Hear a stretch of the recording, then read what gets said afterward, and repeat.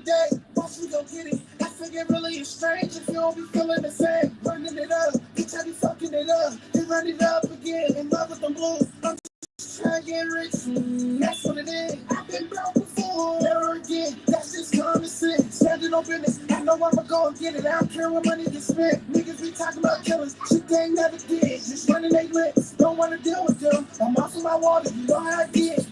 They won't tell you the truth, but bitch, I'ma step and go with my move, yeah. Don't wanna be involved if it don't involve me. Get in the news, yeah. I'm in love with the money. I'm in love with the money. I'm in love with the money. In love with the money. I'm in love with the money. I'm in love with the money. Like ERROL, she a little bitch for my cheat code.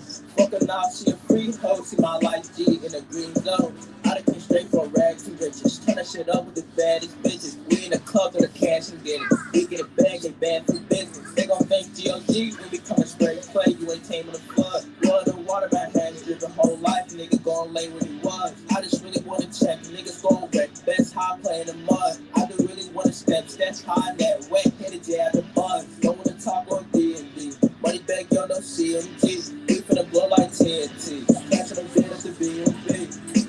I'm in love with the money. I'm in love with the money. I'm in love.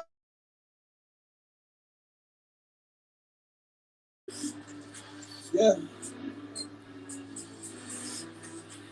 Go get some money, I gotta give me a bag, yeah, that's how I feel every day. Once we go get it, I figure really it's strange if you don't be feeling the same. Running it up, bitch, I be fucking it up. Then run it up again, in love with the blues. I'm just trying to get rich, that's what it is. I've been broke before, never again. That's just common sense. Standing on business, I know I'ma go and get it. I don't care what money gets spent. Niggas be talking about killers, shit they ain't never did. Just running they lips, don't wanna deal with them. I'm off of my water, you know how I get.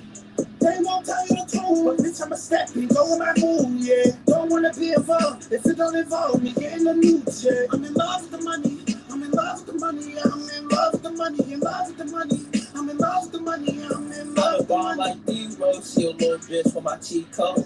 Fucking off, she a free hoe. See my life G in the green zone. I done came straight from rags to riches. Turn that shit up with the baddest bitches. We in the club with the cash and get it. We get it back, they bad for business. They gon' think GOD when we coming straight play. You ain't taming the flood. Blood and water, my hands dripping whole life. Nigga gon' lay where he was. I just really wanna check. Niggas gon' wreck. Best high play in the mud. I do really wanna step high in that wet. Hit it, jab the buzz. Don't wanna talk on D&D. Money back, y'all don't CMG. We finna blow like TNT. Catching a bit of the B&B.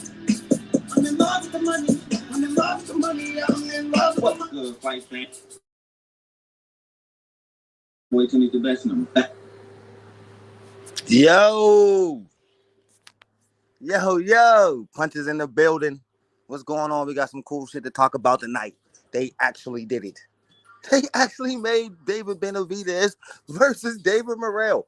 Never in my wildest dreams could you have told me that fight was gonna happen. That shit is crazy, bro. Listen, I'm gonna tell you how crazy this fight is. It's crazy. This fight is so crazy that everybody put David Morrell on this high ass bandwagon, bro, on this high mountain, like he's actually ready for somebody like David Benavidez. This is going to be epic. When you talk about, listen, there's a phrase that they use in boxing all the time. And that phrase is rushed to the top.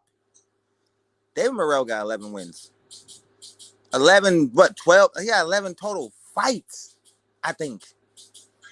Bro, you really gonna go from the nigga you fought on Riyadh card, and that was an ugly fight. That was an ugly fight to the Mexican. This is about to be exit. This is about to be epic, bro. Do you understand what's about to happen to David Morrell, bro? He don't have enough experience to be in him, but this is a fan-friendly fight. This is definitely for the casuals. See, this is what you gotta respect about David Benavidez, man. David Benavidez fights everybody.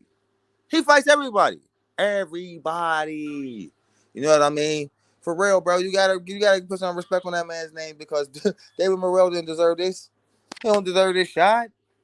If you think David Morrell deserved this shot against the Mexican Monster, bro, you are delusional as hell, and you belong in that same King Casual category as my man RC.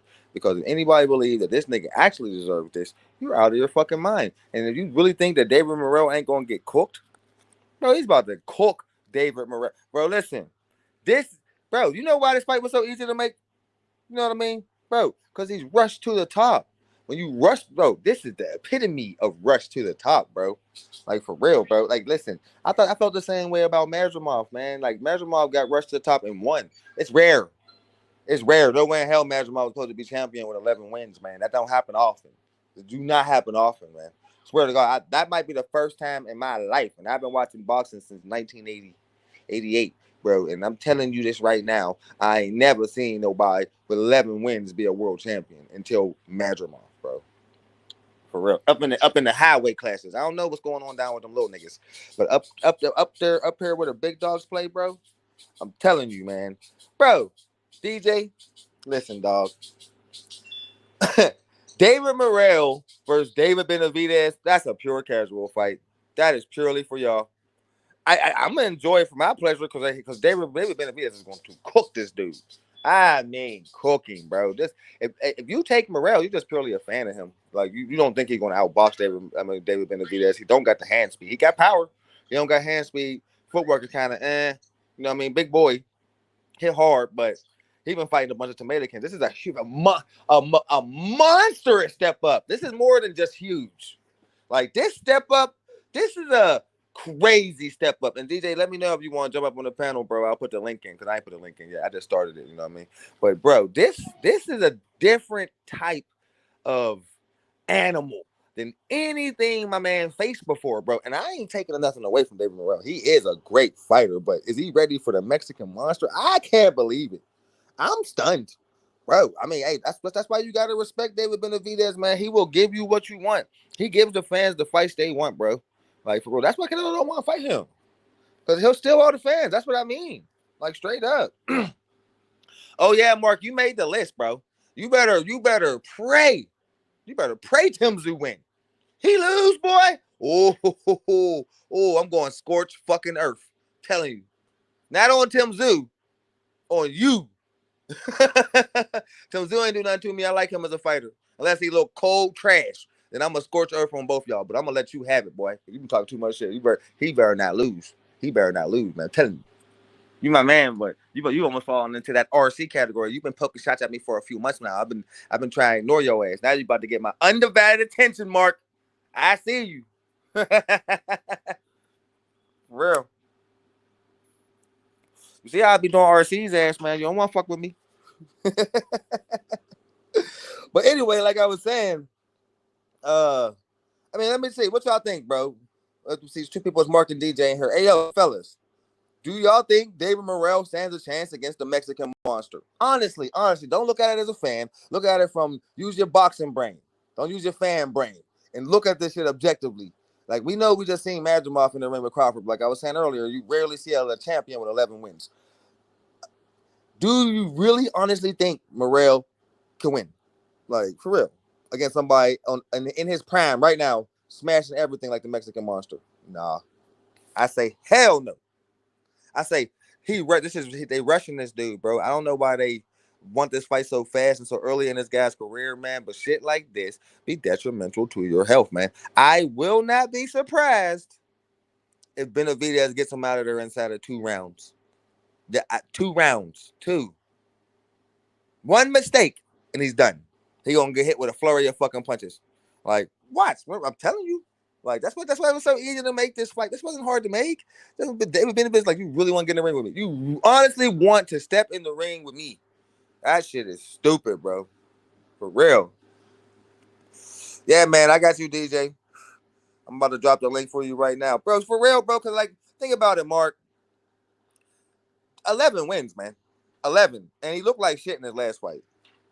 He really did. Like let's just be honest. Like that performance on that Riyadh card was, you know what I mean? So it's like, bro, you sure you want these problems with somebody like that vicious? I don't know, man. I put the link up, D's, if you want to come up. That's a that's a. I mean, this is more than a step up. Like this is more than a step up. Like it's like he just did a Superman leap up like to the middle of Mount Everest. You're at the top yet. You know, Canelo's the top. He did a no. He's damn near the top because Benavidez has been called been everyone won that fight forever. So literally, yeah, I take that back. This is literally like a jump from like the bottom of the mountain, the bottom of it to the top. Like, boy, this is gonna be real ugly, real ugly. What's up, DJ? I can't believe they made this fight, bro. Yeah, I can. It's been sitting in the shadows for a little bit. It was going around in circles. It was getting mentioned in amongst It the was. Benavidez, Canelo, Morrell. So look, what weight's it going to be at? So you're right. Morrell didn't look anywhere near elite in the Riyadh card. Yeah, it's gonna be at But 75, bro. They're doing it at 75. but in saying that, Benavidez' last fight didn't actually light my fire either. He really He didn't struggled knock with him that. out, but he did whoop his ass for 12 rounds. Whoop his ass. No, I'd say he beat him well. I wouldn't say he whooped his ass. So look, what weight's this going to be at? 75 or 68? 75. But seriously, you didn't see the how many punches he landed on dude in that fight? You ain't watch. Did you watch it since the first fight? Watch it again. Go watch it again. I couldn't believe how many punches he landed at the end of the fight. I didn't even catch that when we first watched it. He hit I him think with 295 punches, bro.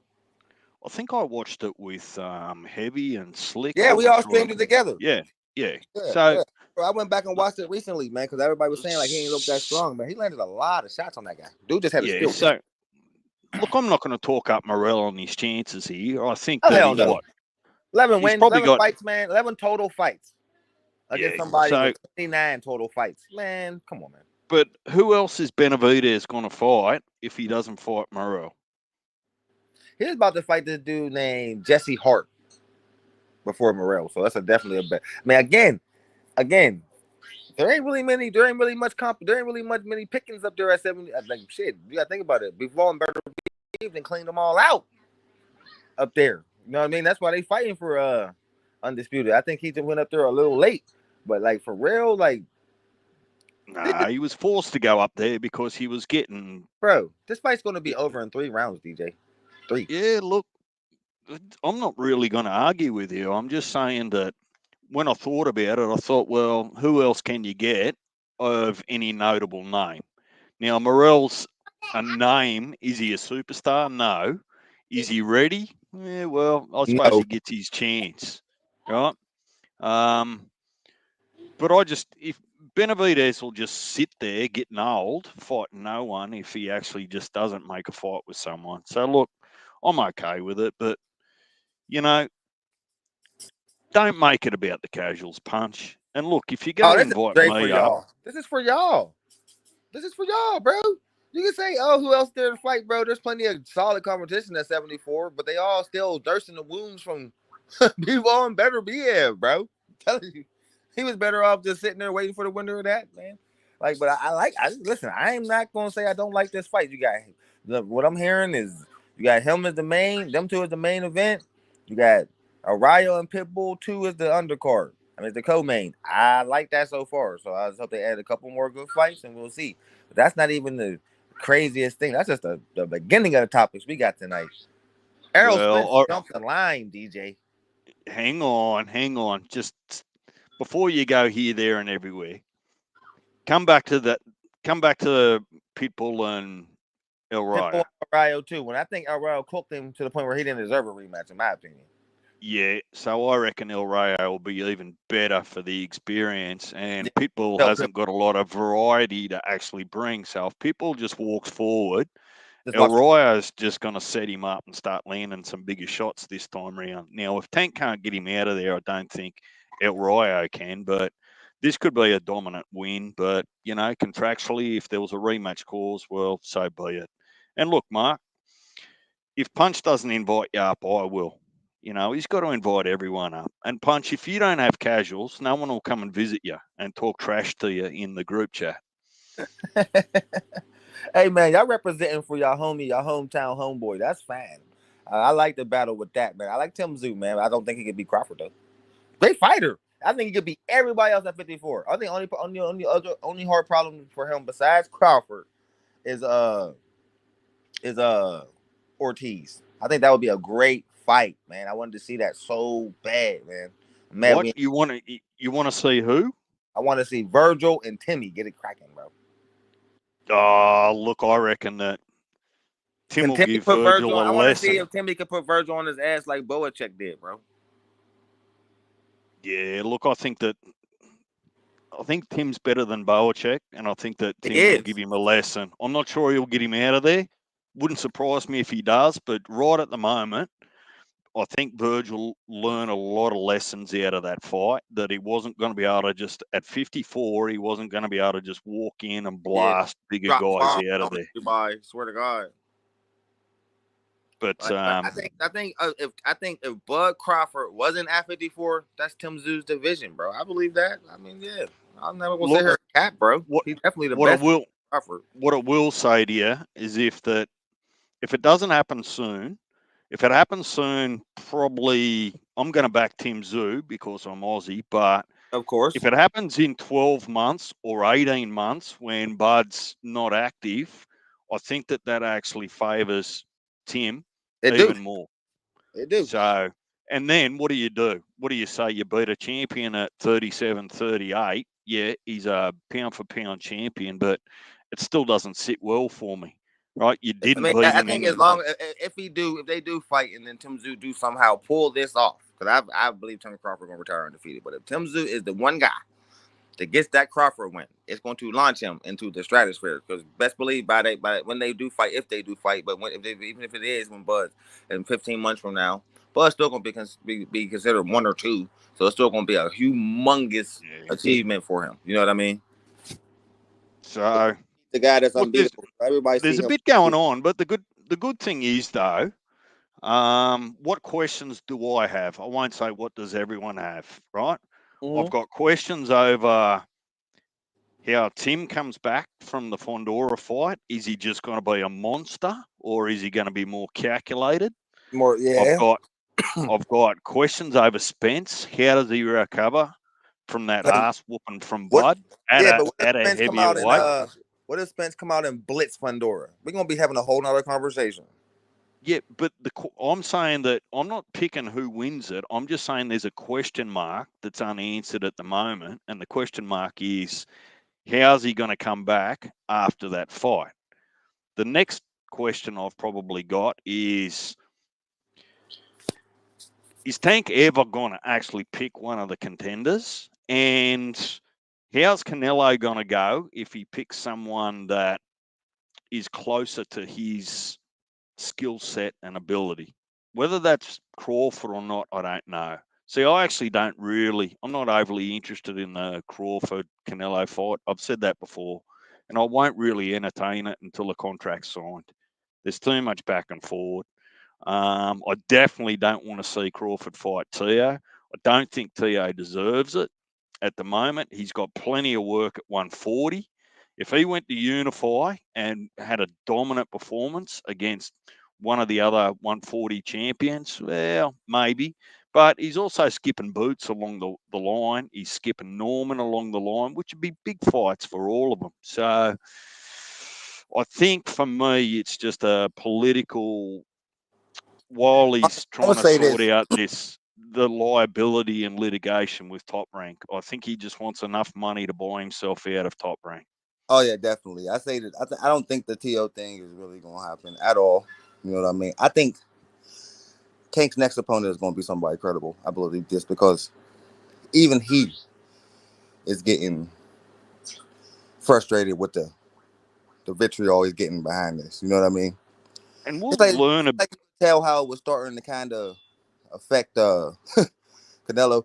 But it's funny because now that you brought that up, because um I started watching, the DC boxing YouTubers to see how they feel about Lamar Roach. They all know.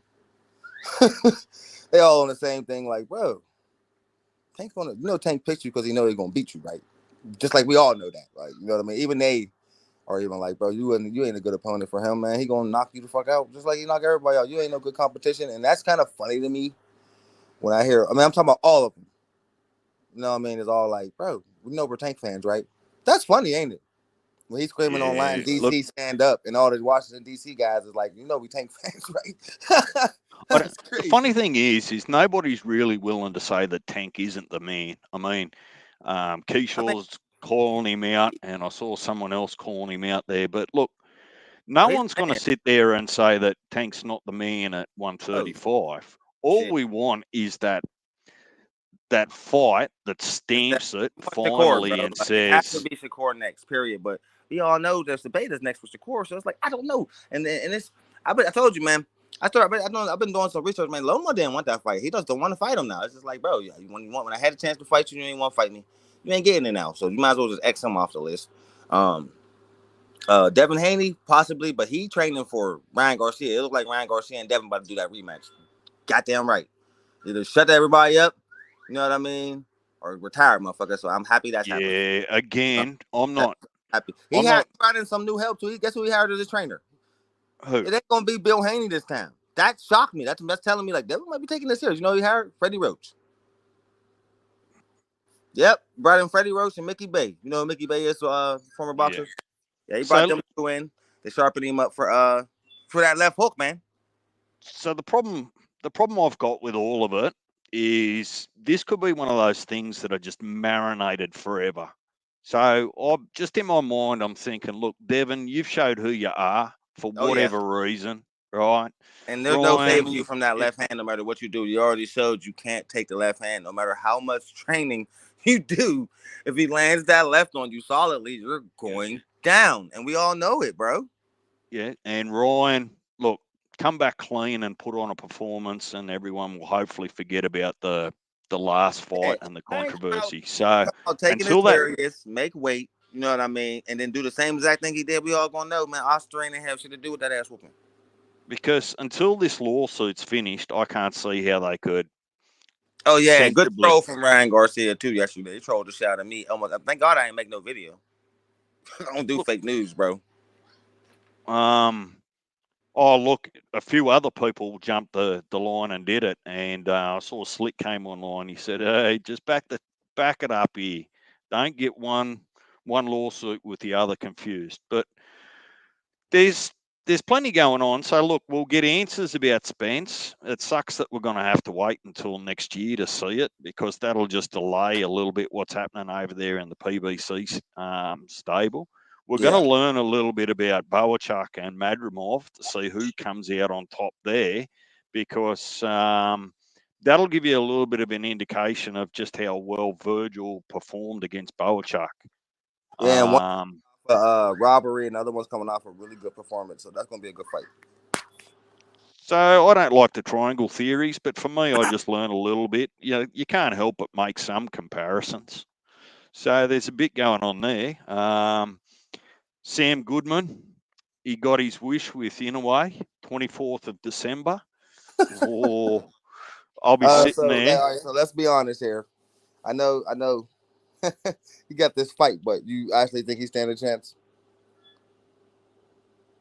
You against know what Monster my anyway? answer is going to be to that, and that's why Against I Monster can't anyway. I know, fellow Aussie. he punch. got You, he got Monster you anyway now.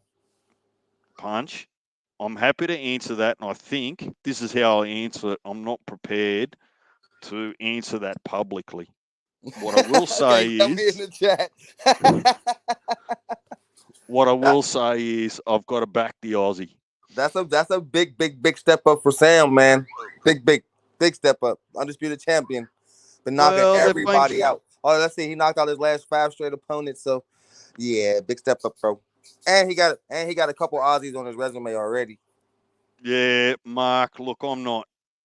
I kind of agree with you, but Yeah, I'm just Mark, not. you right, bro. Just put it out there. It ain't gonna last too long. But again, Inoue don't have. You seen what? If you catch Inoue clean, you could put him on his ass. It's happened last fight. So, bro, Yeah, but the problem Sammy got a is one. chance. But Problem can he is handle? every time Listen, that someone, you know what the problem is gonna be for Sam Goodman, right? It's gonna be the hand speed and the footwork, bro. That's gonna cost. Inoue can throw from angles really well. yeah, Like that's just gonna watch. frustrate Sam. just watch what happens when Inoue gets woken up. He But turns into a different beast. he It's do almost like, when yeah. you So you can he knock him do. down, but if you don't knock him out, you'd It's be gonna be. ready. He gonna come harder, way harder. Yeah, Yeah, it's a little bit. He's got that. Not exactly the same, but he's got that dog in him a little bit like like Bud. You Crawford. know, when Bud gets When Bud get hit, it when he wakes him gets up. hit, it wakes him up, and he goes, "Well, right now, I'm going to get violent with you." So, look, I mean, for us, it's good for us to be on the map. I'm not sure where it's actually going to I'm get happy he held. got it, man, because I didn't think he was gonna get it, but he talked his way into this one. Got to back it up now. Well, they've been fighting each other's leftovers for the last 2 years, So so they can't it keep was going due. He around in earned it. circles. I mean, he earned it. So let's see. Because then, anyway, last opponent, that wasn't somebody Sam Goodwin beat. We've got some good Aussie stuff that's happening I this year know. for us. Like I we're know. finally trying to make our way onto the map. Yeah. What we got? We've got Tim. There's another bloke from Australia that's on the undercard. Matau. I'm not sure how to pronounce it. He's on the undercard with Tim. We've got Sky Nicholson, Jai, Sam Goodman. Paro's got a. He's going up against Hitchens. Hitchinson. So Then finally get a title shot. This is gonna be fun to watch. They could box. That's gonna be a chess match there. Don't expect fireworks in that fight. Hitchinson gonna run all night, bro. You know that, right?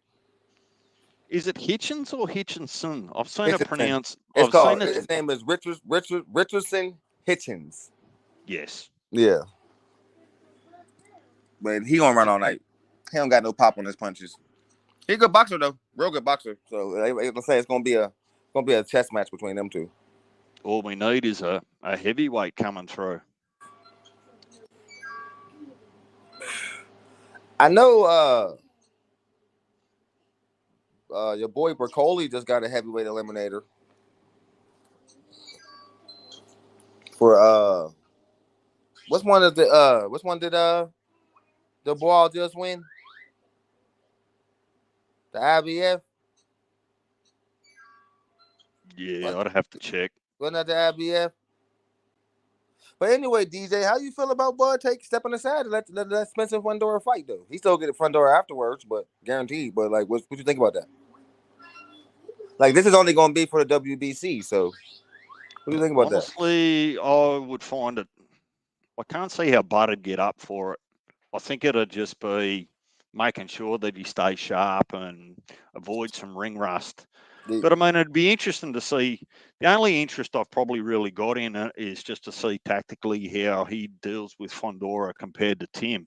But even then, when Tim couldn't see, his tactics and strategy probably went out the window anyway. So, look, Fondora, we were only talking about this last week. It really surprised me that PBC were even entertaining the possibility of Bud taking their belts. When did I say that? Oh, when we were talking on the phone.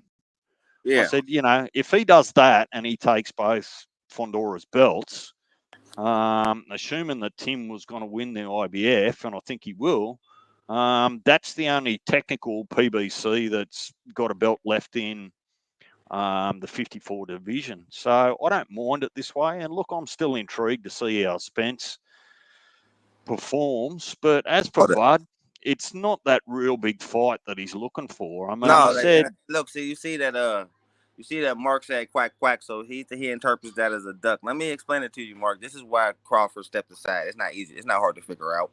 He stepped aside to see what Spence still got left, because in reality, it looks very unlikely that he's going to get the Canelo fight. So, what is the most lucrative fight for Terrence Crawford?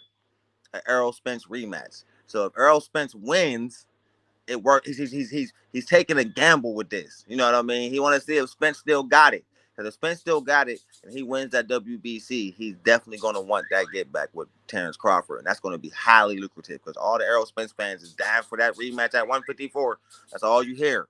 You know what I mean? So this is actually kind of smart coming from Terrence Crawford. Looking now, only now that it's looking like that Canelo fight ain't gonna happen because it looks like Canelo's fighting in Billy in May, and I don't know who's gonna be do. He gonna find somebody else for September as well. You know what I mean? So this is the only reason I can interpret why he would do that. So actually, it could be a good business move if Fundora don't wash Well, Errol well, Spence. yeah, I reckon that Butter'd earn more in Australia fighting Tim Tszyu than what he would fighting Fondora over in the I States. think that while them two is fighting, I'm not gonna think Butter is just gonna sit and wait. I think he's gonna fight somebody. And I say that somebody is gonna be a shocking opponent, but not too surprising for me. But I think it's gonna be somebody like Jermell Charlo or Virgil. I don't think Tio gonna slide in there. Tio just irritates him, and he likes to troll. You know what I mean, idiots. But I think in reality, while he's waiting for the winner of that fight, I think we could get Crawford versus Ortiz or Crawford versus Charlo. Why So we not? don't know how Charlo's going to come back after the Canelo fight and what 2.5, 3 years out of the ring at 54. Yeah, that's what I'm saying, man. I like Crawford fought back in August, so yeah, I don't these long layovers, bro. And like you said, he's getting old, so it's like nigga, you got to stay active, bro. And I think he wants to stay active, so I think we're gonna see him in the ring more sooner than later. You know what I mean? Well, if he wanted a $35 million payday with Canelo and just round figure, maybe he's going to have to settle for a fight or two extra at 15 million each, Yeah, just to just to top up his. just to stay busy. Yeah, just to stay busy. That's about right. You know what I mean? He the A side in both those decisions, and Virgil was already on the table. He just looked so bad in his last fight, it turned turkey and bud off. But I think that now, with all this transpiring, I think we could possibly get one of those two fights. And I ain't mad at either one of them, but those are the only two top contenders I can see him fighting, other than Tim. Like, and I think they should say that for last. I think they should fight for undisputed. Be honest. If Yeah, Errol Spence don't fuck up the party, bro, you know what I mean? I can't even imagine how Virgil's even tactically going to fight Bud. Like he's going to have no choice but to want to come forward. Yeah, And that's I bad.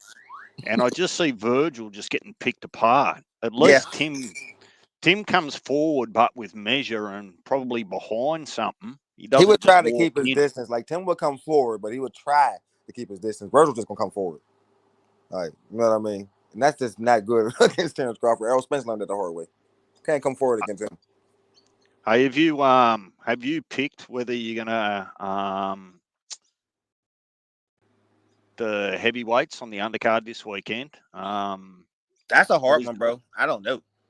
Like, I haven't seen much from it. I've seen a few fights from both of them, but not enough to be sure who gonna win when they fight. Like, that's one of the ones where it's like I'm gonna have to wait and see. I don't know. So who you got in the other ones? I got hold on, let me look at that card again. I've been reading a lot of boxing lately, so that's the last thing on my mind. Let me see. So I went Bivol, I went Eubank Jr., I went Jai Opataya, I'm going Sky Nicholson, obviously. The I'm not second time I sure seen about that. Nicholson fight, she needs to Scott Nicholson is a good boxer, but she need to let her hands go a little bit more. Yeah. Well, she might have to this time round. Ben Whitaker, I just don't want to see his bloody showboating. That gives me the shits. Oh, And he's going showboat for sure. I love it. That's what I'm excited to see. then you had Gonzalez and someone else. Gonzalez has got like three or four pro fights. Muhammad Yes. Alakel. Did I say it right? Well, he's making his debut, and I couldn't really find anything I don't know interesting or much about worth. him, so I'm gonna have to go with Gonzalez in that fight. I got Sky Nicholson, Ben Whitaker, No, Alpha. don't go Gonzalez. He's a pumpkin. Like, we'll see, man. Because I told you, man, I seen that pumpkin knock somebody clean out on a few cards lately, man. These tomato cans been not playing. So I don't know, bro. I'm gonna take one. I'm gonna just take one like one. I'm gonna pick one can for this one for this card. We gonna see. Okay, so because some dudes fall on their debuts, bro. Seen that a few times, and I don't know much about him. I seen Gonzalez like throw down a few times. He ain't the best fighter, but he been in some scraps. Yeah, or they're giving this bloke a tomato can for his debut to pump him up. Yeah, that's the point, actually. You know what I mean? Now, as far as Opatai, I like Opatai, but just like Jack Massey, I don't know if he's gonna last too long. So I got Opatai in that one. Fabio Worley and Fraser Clark. That's that's a hard one. Well, they had they got scored around one each and a tie on the cards. Yeah, So that's a hard. that was a head bobber. And I ain't That, sold on this Eubanks Jr. versus Scarmatia, whatever his last name is. Like Eubanks been looking suspect in his. He looked good in his last fight, but looked horrible in the two fights before that. I'm not sold on him, but it's hard not to take him in this one. So I guess is I'll he go with Eubanks. is he coming off doping ban? Eubank Jr. No, that was Conor Ben. He was supposed to fight Conor Ben, and then he got banned for that. That's where he got caught going up against Eubanks. So yeah, I'm gonna have to take him. He ain't dead. Chris Winbank ain't never popped dirty. And of course, B-Ball. Where's Better BF? But that was hard too, man. Because I look back at both of them, man, and B-Ball do look. I mean, Better BF looks scary as shit. But I like always did like Dimitri B-Ball, but I will never forget though. A lot of people just jumped on the bandwagon. I remember what did they call Dimitri B-Ball when Canelo picked him? A cherry pick. And then what happened when he beat him? They said it was a bad move to a cherry pick. And now everybody is like, B-Ball is this and B-Ball is that. I think that's kind of funny. When nobody gave him half a chance against Canelo Alvarez. Except real hardcores. But I think B-Ball I think he's gonna win. But I'm so on the fence. Because it better be catching with one clean shot. Fight's over, bro. Yeah, look, I had to almost flip a coin and just put my money somewhere, Man, just so that I'm really going that for close. someone on fight night, or so that we've got a bit of competition between each other. So that could go either way. One Yeah. punch, that just changes that fight.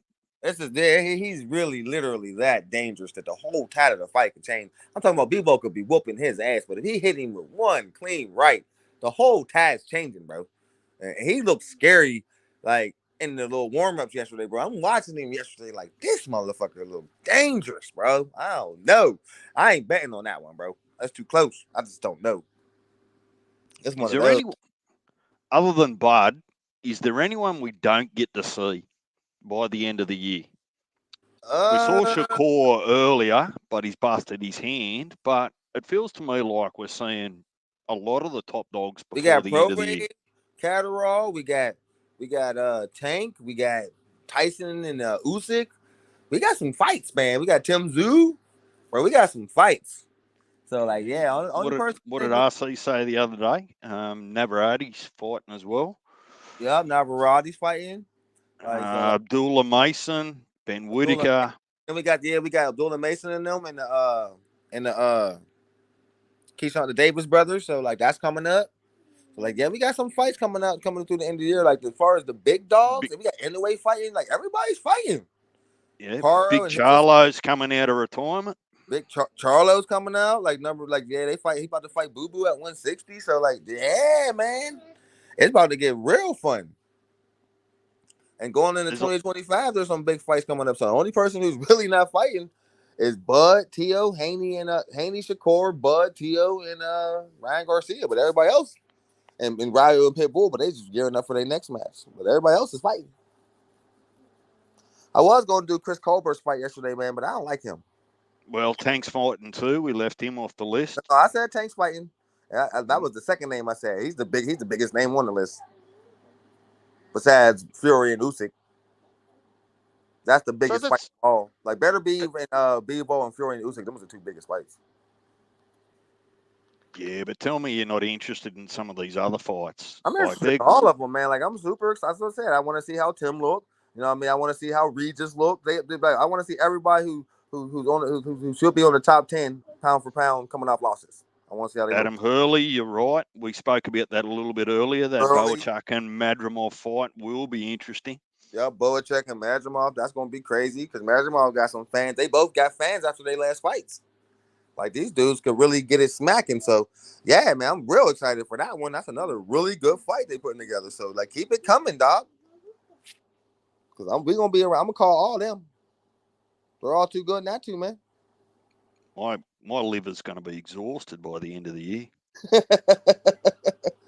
It's gonna be a fun time, man. It's fun to be. It's all like the winter time is always fun for boxing fans because they always put the best fights together.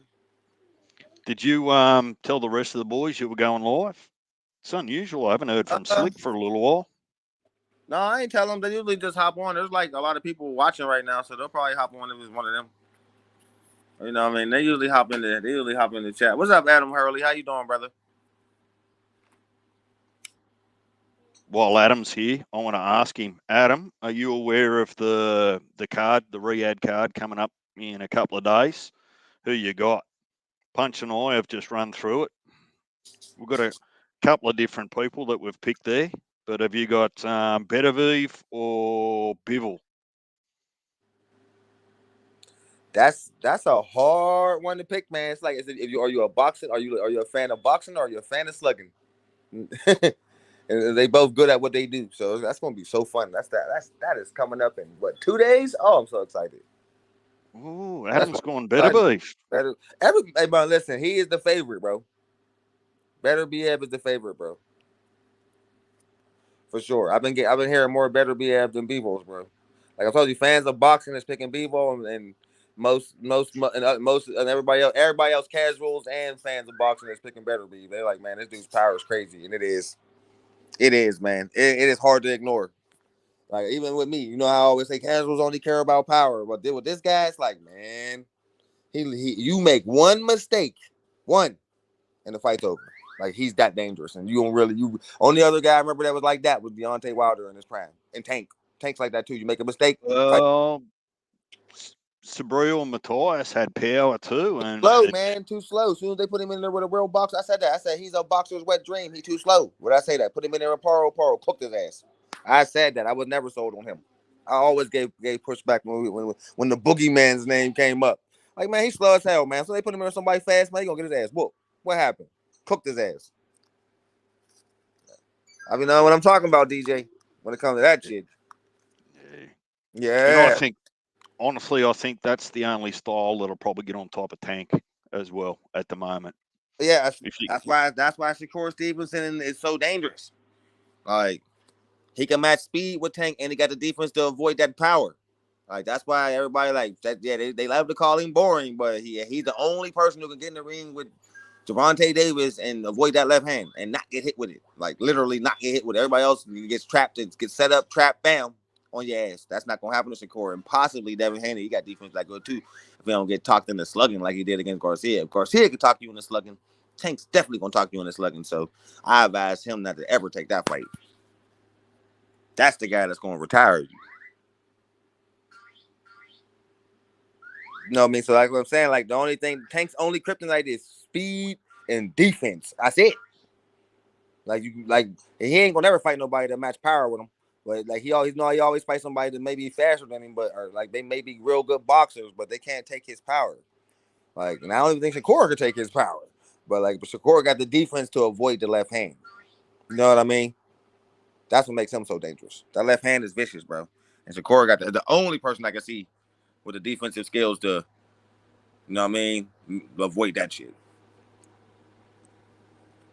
And Tank did a good job of avoiding Ryan's left hand. Like, I didn't think Tank was going to be able to avoid that left hand the way he did. So they both really good boxers for real. So that's a chess match, and I think that's why there's so much controversy around that fight, and that's why that's going to probably be the last one he do before he retires. He's probably going to save the best for last. That's the most highly anticipated one. So I think he's going to run through a few of these bumps. You know what I mean? Then in the last couple of fights, it's going to be like Devin, you know what I mean, Shakur, and possibly Ryan again. But Ryan might have fucked up when he went on that crazy-ass rant. So I guess we'll just wait and see. But that's my prediction. Oh, Shaki Foster is fighting on November 2 as well. Because everybody keeps calling out Tank. Like, here come all the other 130-pounders. Like, Shaki was one of them. What's the dude that Shakur Stevenson cooked real bad? Jamal Herring, he called out Tank recently. Like you calling out Lamar Rose. Why don't you want to fight the guy that beat Lamar Rose? Because we all remember what Shakur Stevenson did to you, bro. You don't want to get in there with Gervonta Davis. That's why he ain't called you out. Keyshawn's been calling him out. Boots is fighting November 9 as well.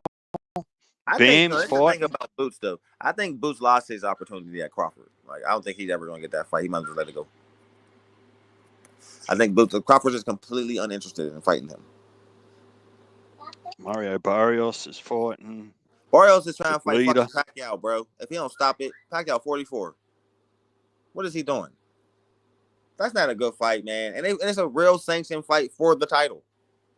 Why? Why you want to cook? You want to cook Manny Pacquiao all old and shit? Like, they're not interested in legacy. They're just interested in dollars. A lot of them. That should be crazy. Manny Pacquiao was in the most lucrative fight in boxing history. How do you need money? I don't understand. It'd be crazy to me the way they be spending money, DJ. It'd be insane. If I made $150 million in one fight, just no way in hell would ever need money again for the rest of my life or my kids' life. They're good. We're good. Like, how do you spend that much money? How long ago was the Mayweather Pacquiao fight? That was a little under 10 years ago, right? How you broke? How? You had way more big lucrative fights since then. Like the Thurman fights, you got $30 million. Ugas fights, you got $30 million. Bro, what do you need money for? I pocket watch, bro. Manny Pacquiao was making $30 million a fight. How are you broke? No, I don't think. Makes like, no, you know, Pacquiao doesn't need the money. It's just his name will. You're a division fucking world champion. That's never going to happen again. What the hell else do you need to achieve? You are a guaranteed Hall of Famer. Guaranteed. Calm down, Punch. You're getting emotional again. Jesus. It annoys me when they do that. Let the young niggas shine, bro. Yeah, exactly. You know what I mean? Floyd Mayweather do the same shit, man. Like, you doing all these boring ass exhibition fights. You're rich as fuck, man. Sit your old ass down. That's all. Adam, take the link if you want it. Come up and give us your thoughts. We were saying earlier, Benavidez Morrell might be a short night for Morrell. Hell yeah, 3 rounds. 5 tops. 3. 5 tops, man. I'm telling you, you're going to come in there and trying to slug with David Benavidez and get hit with one of them 10-punch combos, be in the corner, and get cleaned the fuck out instead of 3 rounds, bro. I'm telling you, this is going to be easy work. They made this fight too fast, DJ. Too fast. Like, you're easy work, bro. It's like man, watch. I ain't even going to say too much. I'm just let you see it.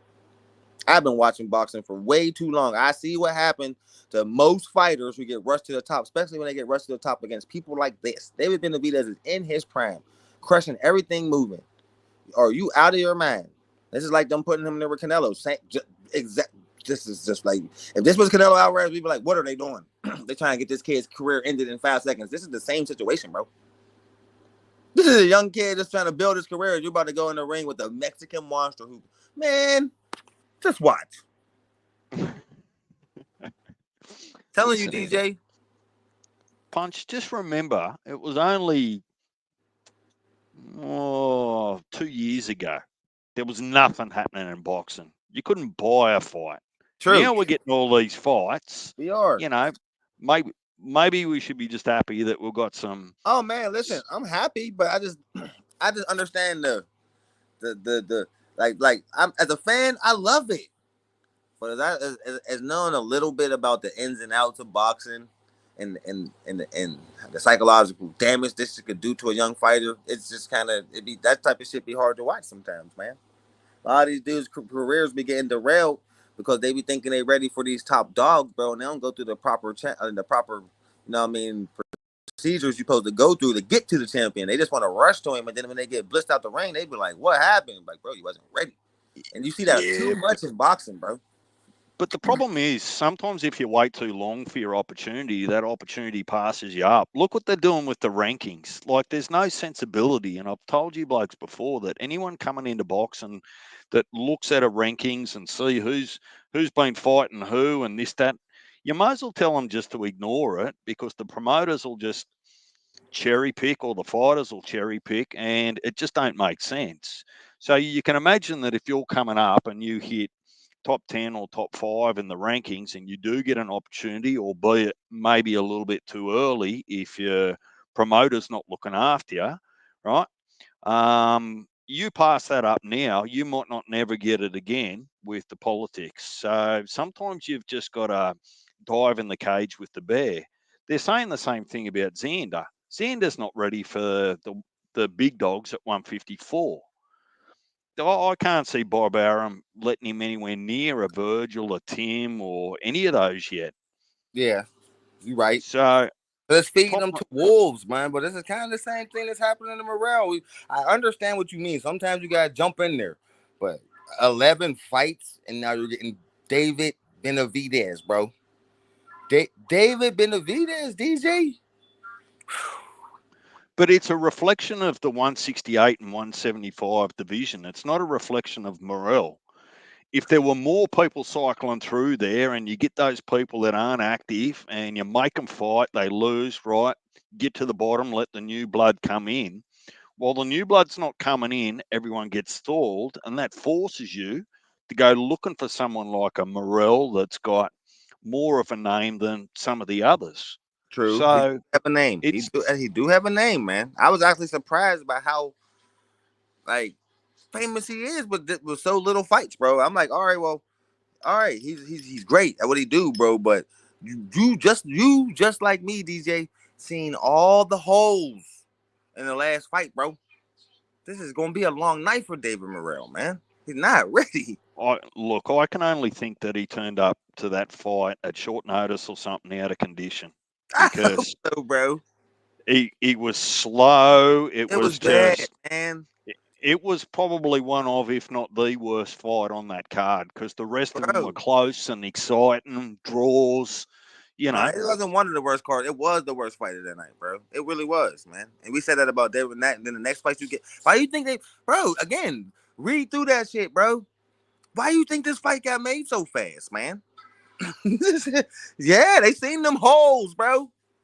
I'm telling you, like, oh man, like, oh man, like people do anything for money nowadays. They even get their own fighters killed, bro. Like me personally, I'd be like, man, I'll see you when I get to 15 wins, bro.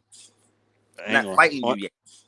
I need to sit down to actual think about what Adams just asked. Canelo versus Zoo.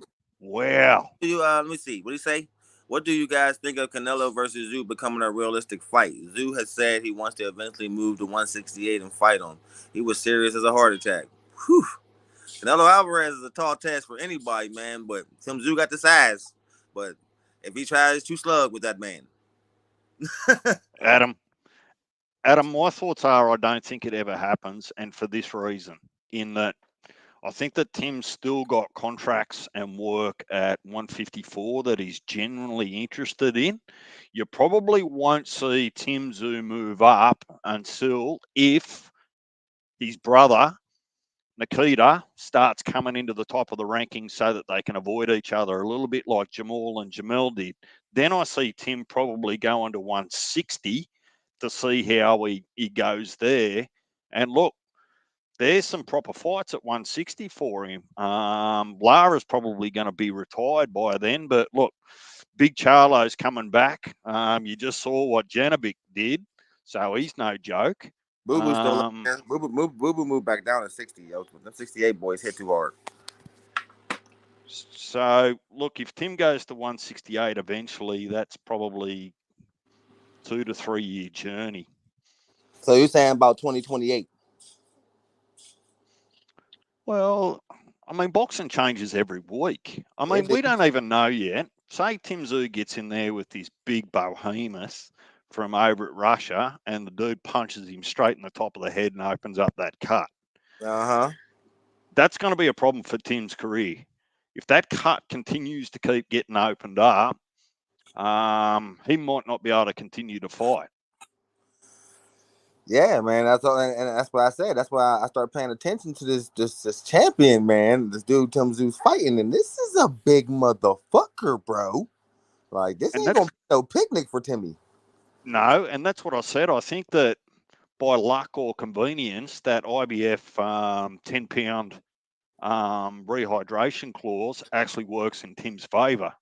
Tim's big, but he's not as big as this bloke. And what have we learnt more recently about the people that have come from over there? Whether They, it's in that region, they got Boacek, steel chins. Madrimov, They got Janabek, steel fucking chins. They're tough as nails. That's what we learned. Usyk. I mean, they're no joke from over there. So I'm not expecting a walk in the park, Would you but say Canelo will be aged out, Adam Hurley, Yeah, if they don't fight before 2020, by the end of 2026, Canelo's out of here. I see Canelo retiring on the next loss or after. Potentially, they might go out together if the Bud and Terence Crawford ever happens. Yeah, That'll be a big enough payday with they'll Turkey Al both be. Sheikh throwing the money in there that Canelo might just say, "Well, I'm going out." That's I'm because otherwise he's just fighting for the fun of it after that. Yeah, pretty much. You achieved everything, bro. You got 60 fucking 5 wins, bro. It's time to chill. See, Like, I wouldn't mind and seeing. personally, I don't like, bro. I'm gonna keep. I was excited for that fight, man, but I don't think that's going. I don't think we're gonna get that, bro. The heat is dying down from that one real fast. Yeah, well, if you listen to Eddie Hearn, that they're going to do everything in their power to try and unify Boots at 147.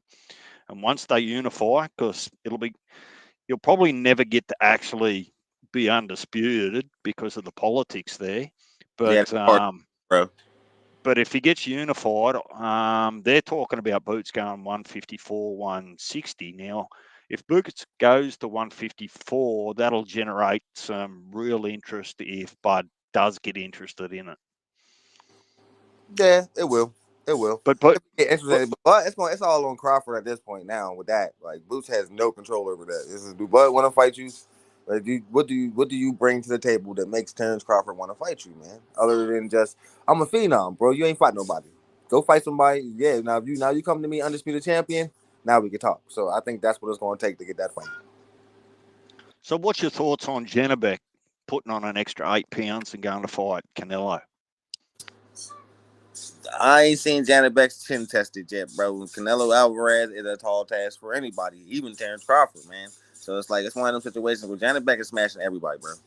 Like so, it's like until I see Janet Beck get pushed back, yeah, I like him a lot. He's on a great path. He's on the path of success, but he needs a huge step up in competition. So we'll see, Yeah, man. But he's but definitely on the right path for sure. Can he beat a Canelo Alvarez now? Right now, no. But in like a year or two, possibly. but don't you think that that might be a more entertaining or a better fight for Canelo compared to actually some of the other ones that he's picking at the moment? Yes, I think it would be a more entertaining fight than the Berlanga fight was. I think he would put on a show, but I don't think he can win. Like I think he'll be just he'll go out there and give us all, but the IQ, the moment, and just actually fighting Canelo Alvarez, that shit get to fighters, bro. It even got to Berlanga, get to everybody. When you fighting somebody that big, man, you know what I mean, who's actually this good. He's always and the thing about Canelo Alvarez is that people see him on tape and then they get him in the ring. He do not look the same. So like Janet Beck would put on a great show. I think he would come to win, but I think he also would make a mistake and get knocked the fuck out. You know what I'm saying? Look, Right, right now, like right now, age is going to catch up with Canelo, and it's going to surprise him one day. That's definitely. I stand using your words 10 toes down on that. He's going to continue to fight compared to him anyway, subpar contenders, and do it pretty easy. And then he's just going to get surprised by someone that on their night, and if he's a little bit off or he's lost a little bit in his step, he's going to get surprised. So he's not going to hold on forever. But in saying that, when you look at people like Lara, that's 41, who knows? Yeah, yeah, Yeah, yeah. he probably hasn't taken, other than Bivol, he probably hasn't taken a lot of real punishment over his career, has he, Canelo? Well, and the GGG trilogy, the first two they was getting it on. Third one, he whooped his ass. But like Bivol and Triple G is the only ones who really did any serious damage to Canelo. Everybody else he kind of just walked through. So it's like, yeah, man, like that would be a good fight. But just like Adam Hurley said, yeah, Canelo would probably turn that down right now because Janet Beck don't really bring too much. But neither did Berlanga, bro. I don't know how he picks these guys or if he picks these guys. I don't know why he picks these guys, bro. But I think Janet Beck would have been a better competitor than his last three. I think he's a better competitor than a better opponent than Ryder. I think he's a better opponent than Munguia. And I think he's a better opponent than Berlanga, bro. So I would love to see that fight, but I don't think Canelo think he's even in the same stratosphere or something. He wanted to. Adam, He'd probably tell him like, you got a lot of work to do before you even say my name. Like, you know what I mean? Adam, you're probably right that he'll turn it down, but one of the things why I sort of had it in my head is the only belt that Canelo doesn't have anymore up there at 68 is the IBF, and Janabek's the IBF champ at 160. So he gets leverage if he wants to go to 168 and fight for that belt that wouldn't be against Canelo. And if he was to win that, then it's a different conversation about whether Canelo's interested in going for undisputed again. So I'm just sort of looking ahead and seeing what moves different people can make. And boxings can either be a short week or a very long year when politics gets involved. But does Benavidez get the winner of Bivol Beterbiev? What's your thoughts? Yep. Well, it look like now the winner of this fight is going to get them because they put both their belts up. So they both got a belt. Like, what's the name? It could be got the belt. The challenge Beterbiev and Canelo. I mean, and Mexican Monster got the belt to challenge Bivol. So they both putting them up. So whoever win that fight is going to be the mandatory for the undisputed title. So I reckon So there's two regular belts. You know how them stupid regular belts work. So pretty much Benavidez has probably got a better chance of beating Bivol than he does Beterbiev. I would prefer him to fight Beterbiev than Bivol. I think Bivol's a more dangerous opponent. Because again, the Mexicans got stone chins too, and we ain't never I gotta do something. I gotta look back and see have David Benavidez ever been knocked down? Or heavy or slicked, no. I don't know. So I know, but again, one of his best punches is the counter right. What put Artur Beterbiev on his ass? The counter right. What's Dimitri Bivol's best punch? The counter right. That's why I took Bivol. I just look at stuff like that, bro. You know what I mean? Yeah, you powerful, man, but a counter right puts you on your ass. Oh, what's Bivol's best punch? Counter right. Oh, what's David Benavidez real good at throwing that? A counter right. Oh, all right. That's all I needed to see. You know what I mean? Just saying. Those little things matter. That's what you should pay attention in boxing, like the little things. That's what I pay attention to. That's why I always be right so much. I ain't always 100% right, bro. Nobody is, bro. But like, they'll tell you, at least 89% of the time, I'll be right. Because of little shit like that. I just see little shit. Like, oh, I reminded when I was watching that fight when it went down. What was that? What punch was that? Oh, okay. Now, let me go back to the Dimitri Bivol fights. Oh, he dropped him with that? Oh, he dropped him with that? He's laying that all night. Oh, he's going to do that to Beterbiev. Mixed with the footwork. That's how I pick, bro. Hey, Punch, just give us a minute. I'm going to stay up, but I've got to put the mic down for a couple of minutes. I'll be back. All right, bro. I'm going to talk about, man, more about why, you know what I mean? I see Bivol winning this fight, man. Like, Beterbiev got a lot of power. Beterbiev is extremely dangerous. But Beterbiev ain't that good at cutting off the ring. Beterbiev don't like to chase his opponents. You think, like, in Bivol fights really good off the back foot. Bivol I don't know who got the longer reach. I gotta look into that. You know what I mean? But I think Bivol got the higher IQ. I think he got the better footwork. I think he's faster. You know what I mean? Only box that Beterbiev check better is his size. He's bigger and power, which is extremely dangerous. I mean, the dude got 100% KO rating. We all know about that. No point to talk about that. We know if we make a mistake against this motherfucker, we're going down. But at the same time, his defense is a little, and he's accessible to the counter right. And that's one of Dimitri Bivol's best punches, bro. So it better be able to come out there blazing out the corner, try and knock Dimitri Bivol's head the fuck off, man. Don't be surprised if he get countered and be on his ass, bro. That's all I'm saying. That's it. I ain't saying, nigga, he's going to blitz Dimitri Bivol or nothing like that. I'm saying the dude's a great counter puncher and he can box his ass off. Nigga, Artur Beterbiev just comes forward. Strong as hell. Powerful as fuck, but you can frustrate him easily. I've seen it too many times. He's easy to frustrate. Dimitri Bivol got one of them pity pat ass styles that'll frustrate the shit out of you. So yeah, we'll see. Well, but I won't be surprised either way. It better be knock him the fuck out. I seen that coming. If Bivol boxes his head off, I seen that coming. But I'll put my money on Bivol. Beterbiev's most definitely going to come in on fight night heavier. Like, he's Yeah, probably going to be 200 pound. he's gonna be huge for sure. Big Yeti, big He's a big Bigfoot. ass dude, man. Like, you know what I mean? You see them push ups he was doing at the like, look at this monster.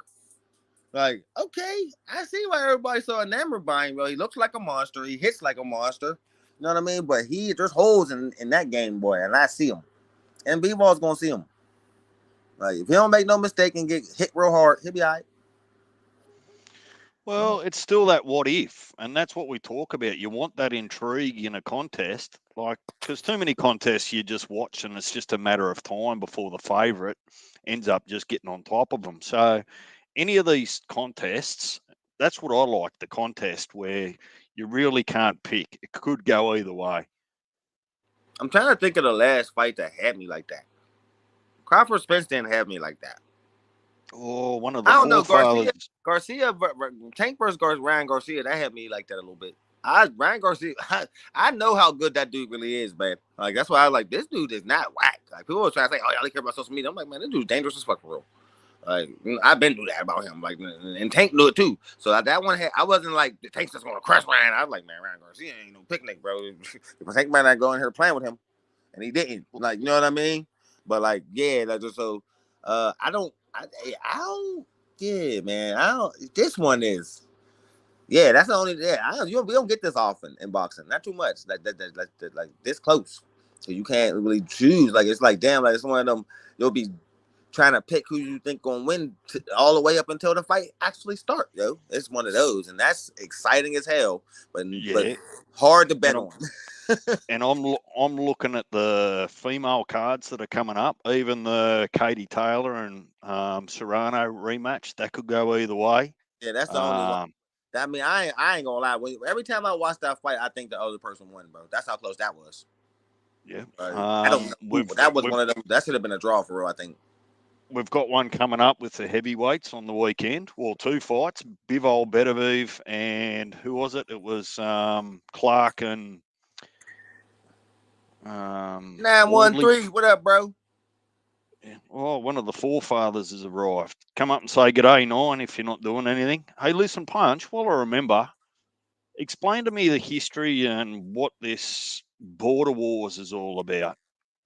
I actually just started kind of getting into that myself, man. I'm thinking that's more of a coast to coast or a state to state thing, or even a country versus country thing. But I know it's a versus, like it's like that. It's like that type of format. You know what I mean?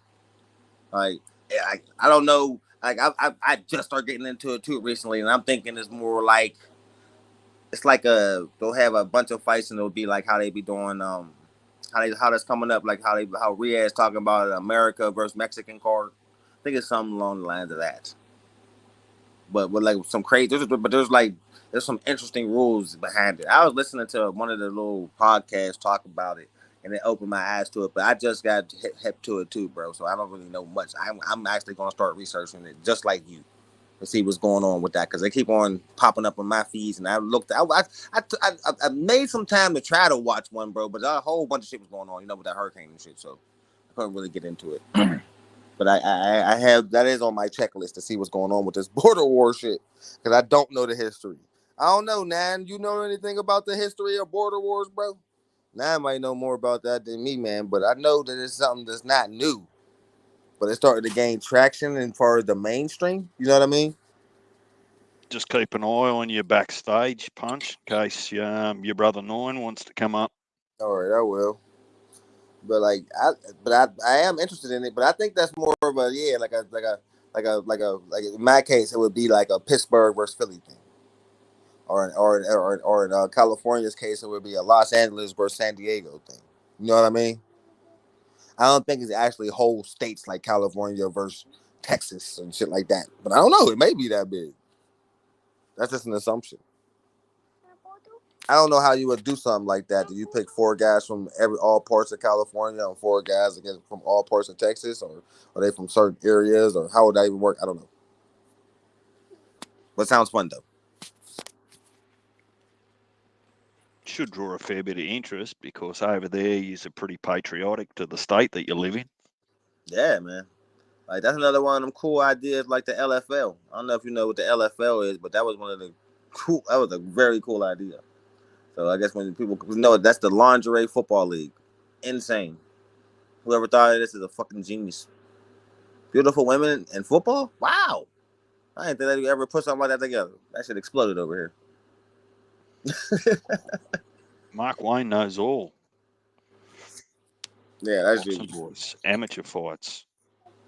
Yeah, right. All right, so it's an amateur thing.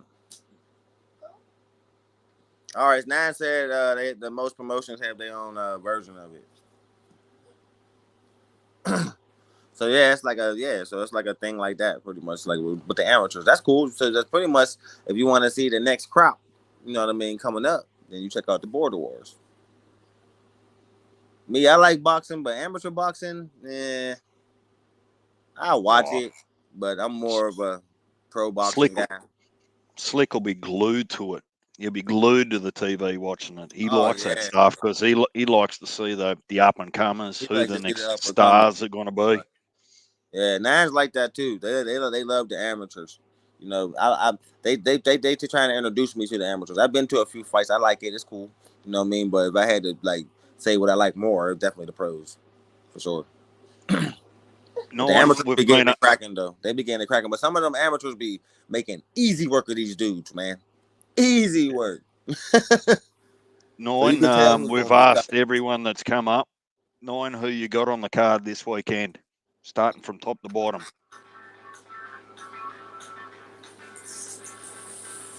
Yeah, I know. See, Nine said amateur boxing is dope. Yeah, Nine rocks with that shit. Now I think if I could, if my mind, if I'm not mistaken, Nan, you took Better Be Ed, right? That power is scary. I think we had that discussion on one of Heavy's live streams. Hold up, somebody's on the panel. Nan, coming to the stage, my nigga, Nan motherfucking Stradamus. What up, What's dog? up? What's up? What's up, fellas, man? How y'all doing today? Chilling, big Good, homie. How you doing? good. Nine. How are you?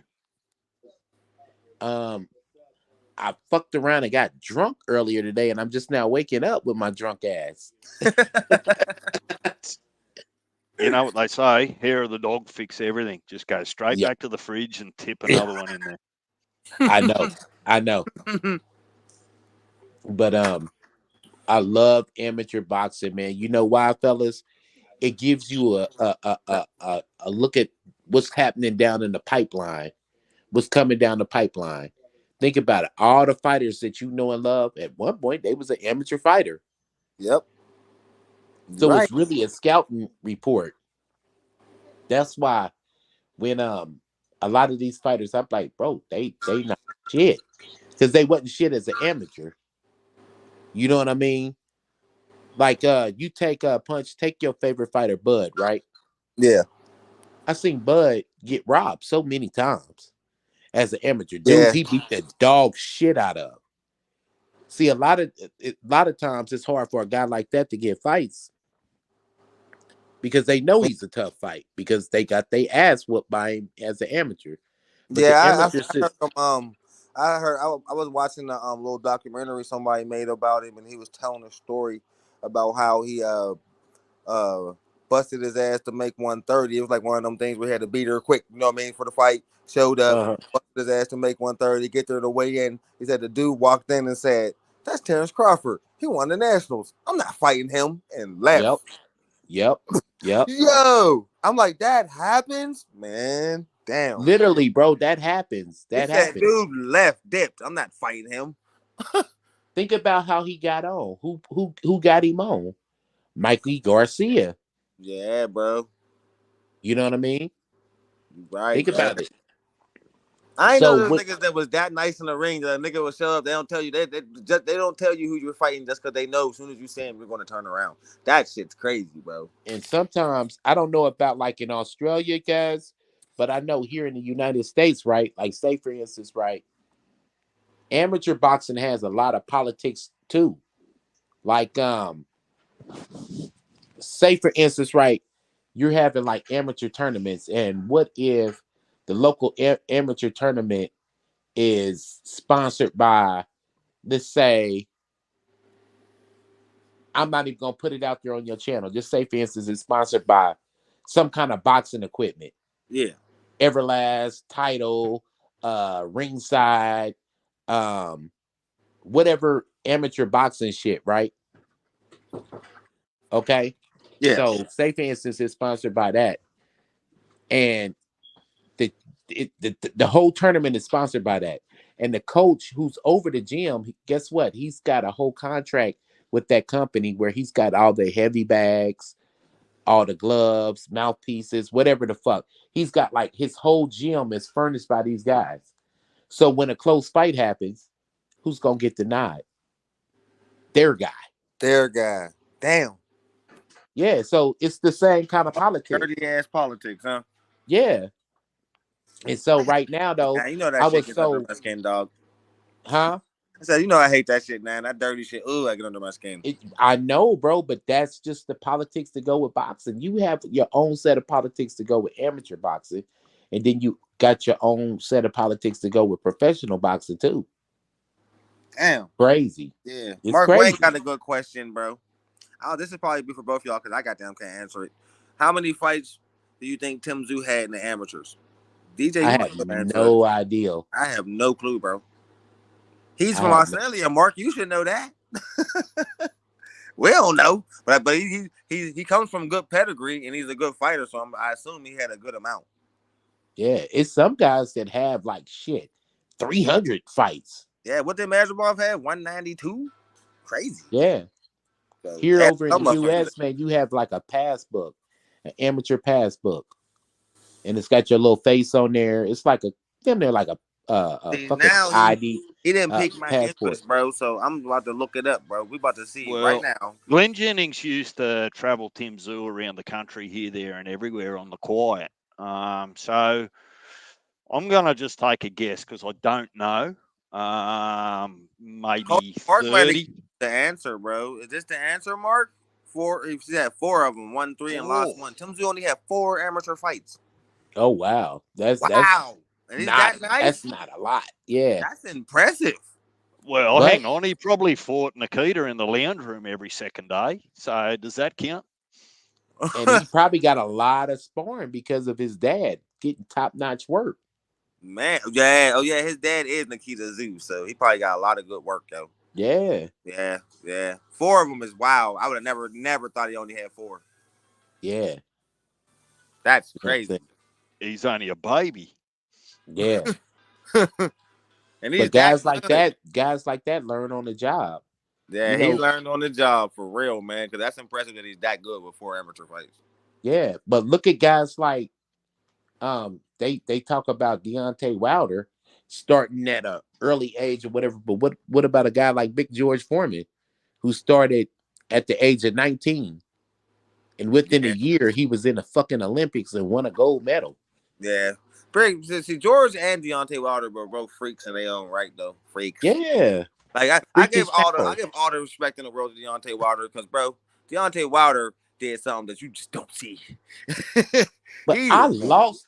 I like. used to give all the respect to Deontay Wilder, but I lost respect for In the Deontay end, Wilder. man, he should have just chilled, man. I respect him because he didn't have to take that third fight. He still wanted to get his get back. I respect that. I always respect all fighters like that. And he went out on his motherfucking shield like a G.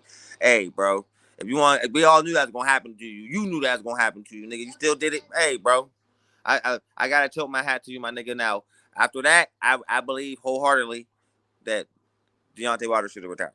You seen what his next two performances Yeah. was like. Oh He knew he yeah, was man. done.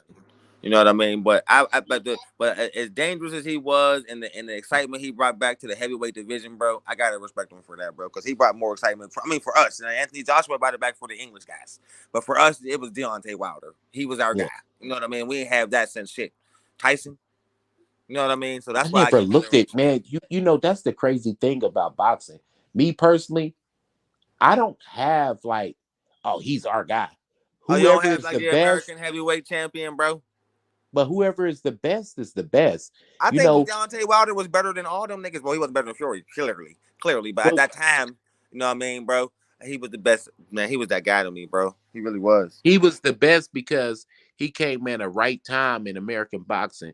Think about it. American heavyweight boxing has not had a good guy a Yeah, dominant that's what I mean. guy. That's why I give him the respect that I give him, man. You know what I mean? He wasn't the best boxer. His footwork was trash. Like the Emmanuel Stewart would have had him so nice.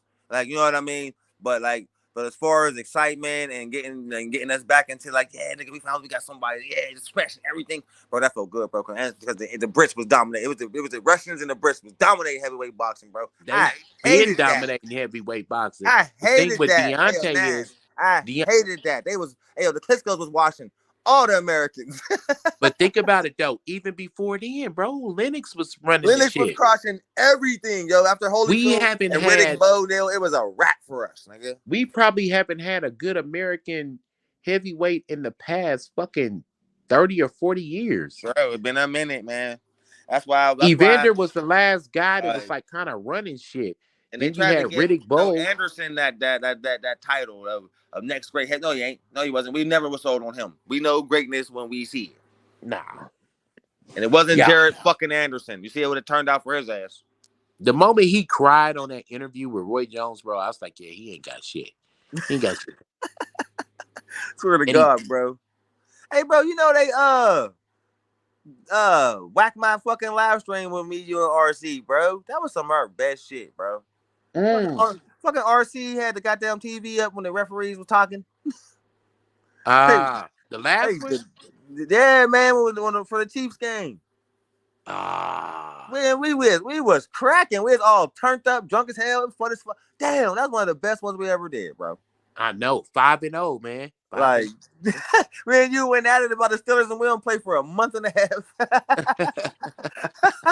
We went at it like we just played, nigga. That shit was flawed. That was great, man. Damn. And I was on I got an NFL copyright, nigga, but they warned me. They ain't strike my channel, bro. Man, hey, man, real shit. I was on straight bullshit.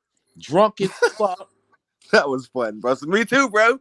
Like, remember I came home and took 5 shots from the gate. I was fucking driving all day. I was pissed off at the drive. So I was like, man, fuck that. You know what I mean? Yeah, you went in on a few people. You segue your shit like, man, fuck Buddy. Man, this, that, and the third. Oh, swear. Oh, man, that was great, man. Fuck. I was going to clip the fuck out that one, bro. Was that the same one where RC went 3 losses in a row? Yeah, that's the one where RC almost unalived itself. Right. Yeah. You got to go up. According to Mark, you got to go up the arm and down the arm, not across it. Hey, that was the most quiet I've ever seen him on any live stream. You know what I mean? He was quiet. He's like, man, hold on, fellas. I just... That's crazy, man. But that was the quietest we ever seen RC. What up, RC? Hey, we talked this nigga right up. He always come out the fucking shadows, bro. Hey, bro, how's it going in New Orleans, man? With them, how about them Saints? You good, bro? Oh, he's gonna be up on panel now. He's not. Hey, RC, man, I was just telling him, man, they whacked that stream, bro. From whenever I was like, yo, turn it down. Hell yeah, they whacked my fucking. That was one of our best streams. I was gonna clip the shit out you whining. That was great. I know, and can I? I'm not missing no more Saints games, bro. We gonna live stream the next 5 straight Saints games, bro. RC turns up, bro. Hey, can I put you in the hot seat, Nine, and just catch you up on anything that you missed while you're having a bit of a nap? Yeah, you ready for it? I'm gonna put you in the hot seat, and we're gonna move through it pretty quick. You can come back and explain after, but I'm just gonna put you in the hot seat. All right. Who you got? Better Beef, Bivol. I got Better Beef. Man, I've been wrestling back. This is a true 50-50. Hang on. You can come back and explain. Right? We'll just go Opataya, Massey. Oh, God. That's a hell of a fucking card. Opataya. Sky Nicholson, Raven Chapman. Chapman. It only gets harder. Oh, Chris Eubank Jr. versus Camille Saramata. Eubank. I'll go with Eubank. That was hard for me too, man. Wardley Clark, round 2. Ooh, another hard one. I don't know, bro. That's what I said, man. We're sitting on the fence there. Ben Whitaker, Liam Cameron. Whitaker. Ben, nigga. Yeah. As long as he doesn't do that showboating. Well, he definitely Aliev, Tim Zoo. Expect that. Tell him to expect the showboating, bro. That's his trademark. You say who now? Aliev, Tim Zoo. Tim Zoo fighting on that card? No, he's the following weekend. These are just some of the ones that we've spoken about, who you got early. I'm going to go with Timmy, man. Righto, and the last one. This is just October. Catterall, Progray. Catterall. Ooh, there you go. I knew that one. I knew he took Catterall. Read this, nigga. Progray's got beat by fucking Devin, bro. He's older. I don't think Catterall's gonna be able to keep his distance like Devin did. You know what I'm saying? I think Catterall's gonna engage more than Devin did. Devin kept his distance like a motherfucker from Regis. Yeah. He chased him all night. Just got counted all night. Speaking of Devin, I got a question for y'all about Devin. Mascara or tampons? I heard mascara. I hear the other part. Or tampons? See, tampons. I just want someone to ask him what he identifies as, and then I can probably answer that. Just ask him straight out. How do you identify? Right. How do you identify softness? I don't know. A teddy bear? Shit. I don't know. I watched some fucking channel and they was trying to say that this dude was the face of boxing. Bro. I'm like, bro, shut the fuck, man. Let that shit go. Ain't that shit infuriating? God. Yeah, man. Weird ass Lord of the Rings eagle looking motherfucker, bro. Man. Like, God, I can't even watch those things, bro. Those shits piss me off, bro. But hold up, man. I still ain't get your opinion on this one, man. Because DJ forgot it. Bro, the Mexican Monster versus Morel, bro. Mexican Monster. Is this the epitome of rushing a nigga to the top 9? Bro, listen. That's the epitome of it. But guess what? If you really look at it, though, Benavidez is really doing a straight up motherfucking G move. He's cutting Canelo off at the path. What's Canelo been doing the last couple of fights? He's been fighting undefeated guys that's not ready. Okay, well, bitch, I'm about to get me one. Now where you gonna go? Now where you think about that? Yeah, because you know the next on the list. Man. This is an easy fight for Benavidez. It's an easy fight for Benavidez, bro. That's what I said, like, bro. And 9, how many rounds, 9? I think he'll stop Morrell, take his heart, man, around about 9 or 10. I said 5. Hey, man, I don't think Morrell, but we don't know yet, though. If he's rushing at David Benavidez, which I think he's gonna do, bro, like, come on, and he gonna get countered, so he gonna end up in the corner, and he gonna catch one of them shotgun combos, bro. But see, Benavidez, man, he's more of a grind you get down guy. Yeah. I don't look at him as a power puncher. He'll chop your ass down. But Morrell comes straight forward. Yeah. Oh my God. I think he'll come up and start off real tough, and then Benavidez will just overcome him and just take over and just beat him up. You know what I mean? Mm-hmm. Benavidez is not a power puncher. He's a lunch pail. Like I like to call him. I call him a cumulative punchers. I can't say that word. Cumulative. There it is. He's just a blue collar worker. He comes in with his lunch pail, his hard hat, you know what I'm saying, and just starts grinding you down. He does his motherfucking 12-hour shift, then he goes home. You know who else do that? Sometimes he goes home early because you can't keep up with his pace. You can't keep up. His engine is crazy, bro. Yeah. Like he got I think I said this before. People call me nuts. I said, man, David Benavidez might have the craziest engine in boxing, bro. I said this. Like, man, you out your mind. I'm like, what? You see how many punches he throw? A fight? Are you crazy, bro? I can't nobody match that. For his size, man, that shit's impressive as hell. Bro, quit playing. The average motherfucker's tired as hell after one round throwing away David Benavidez throws. This is gonna be a long night for Morrell, man. Hey, bro, listen, I'm happy it got made. This is purely for the casuals. Hey, David Oh Benavidez yeah, let is me fighting ask you everybody. fellas some questions. Yeah. Now it's really showing what I've been calling for Terrence Crawford to do. You know what I mean? And this is square biz, bro. I've been saying, Terrence, you need to retire. You need to retire. Now it's official that Fundora has got the fight with Earl Spence. Mm-hmm. So now, in order for him to unify at 154, he's gonna have to deal with that bullshit. Them PBC That bullshit. politics shit about to start again. Yeah, bro. It's You not see it worth too, it. man. We went Huh? all You see it around coming this, too, Nine. man, don't you? Al Yep. Heyman is getting his get back. Yeah. Fucking snake. So, Like, but we was talking about that, and I was saying that um I well, don't there's think someone Crawford's in the going away. chat I don't that think. told us that this had happened a few months ago. Yeah, we kind So, of we was Yep. prepared for this, because RC let that slip a while ago. But at the same time, do you think that I think he's going to fight somebody in between, but because Crawford agreed to step aside and let them fight. I think that he's doing that to get that just in case because I'm thinking we losing. It's looking more and more unlikely that he's going to get Canelo Alvarez. So um I'm thinking Crawford needs to be in the ring. think about it, bro. That's what I'm saying. Listen. I'm saying I'm gonna get to that, but what, I'm saying though, like think about it. If we don't get the Canelo fight, what's the most lucrative fight? The Spence rematch. So I think he's betting on Spence, pulling this off. You know what I mean? So they could get that done. But in the meantime, I see him possibly fighting. I'm just gonna throw two names out there. You know what I mean? Jamel Charlo or Virgil Ortiz in the meantime.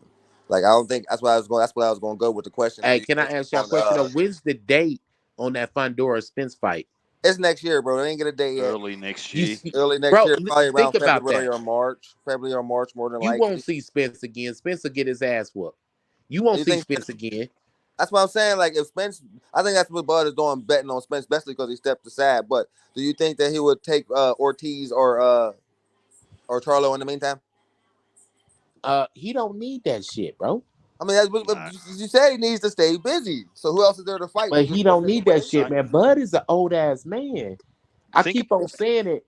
If you fought on HBO, think about how long HBO's been over with boxing. If you fought on HBO before, you're an aging fighter.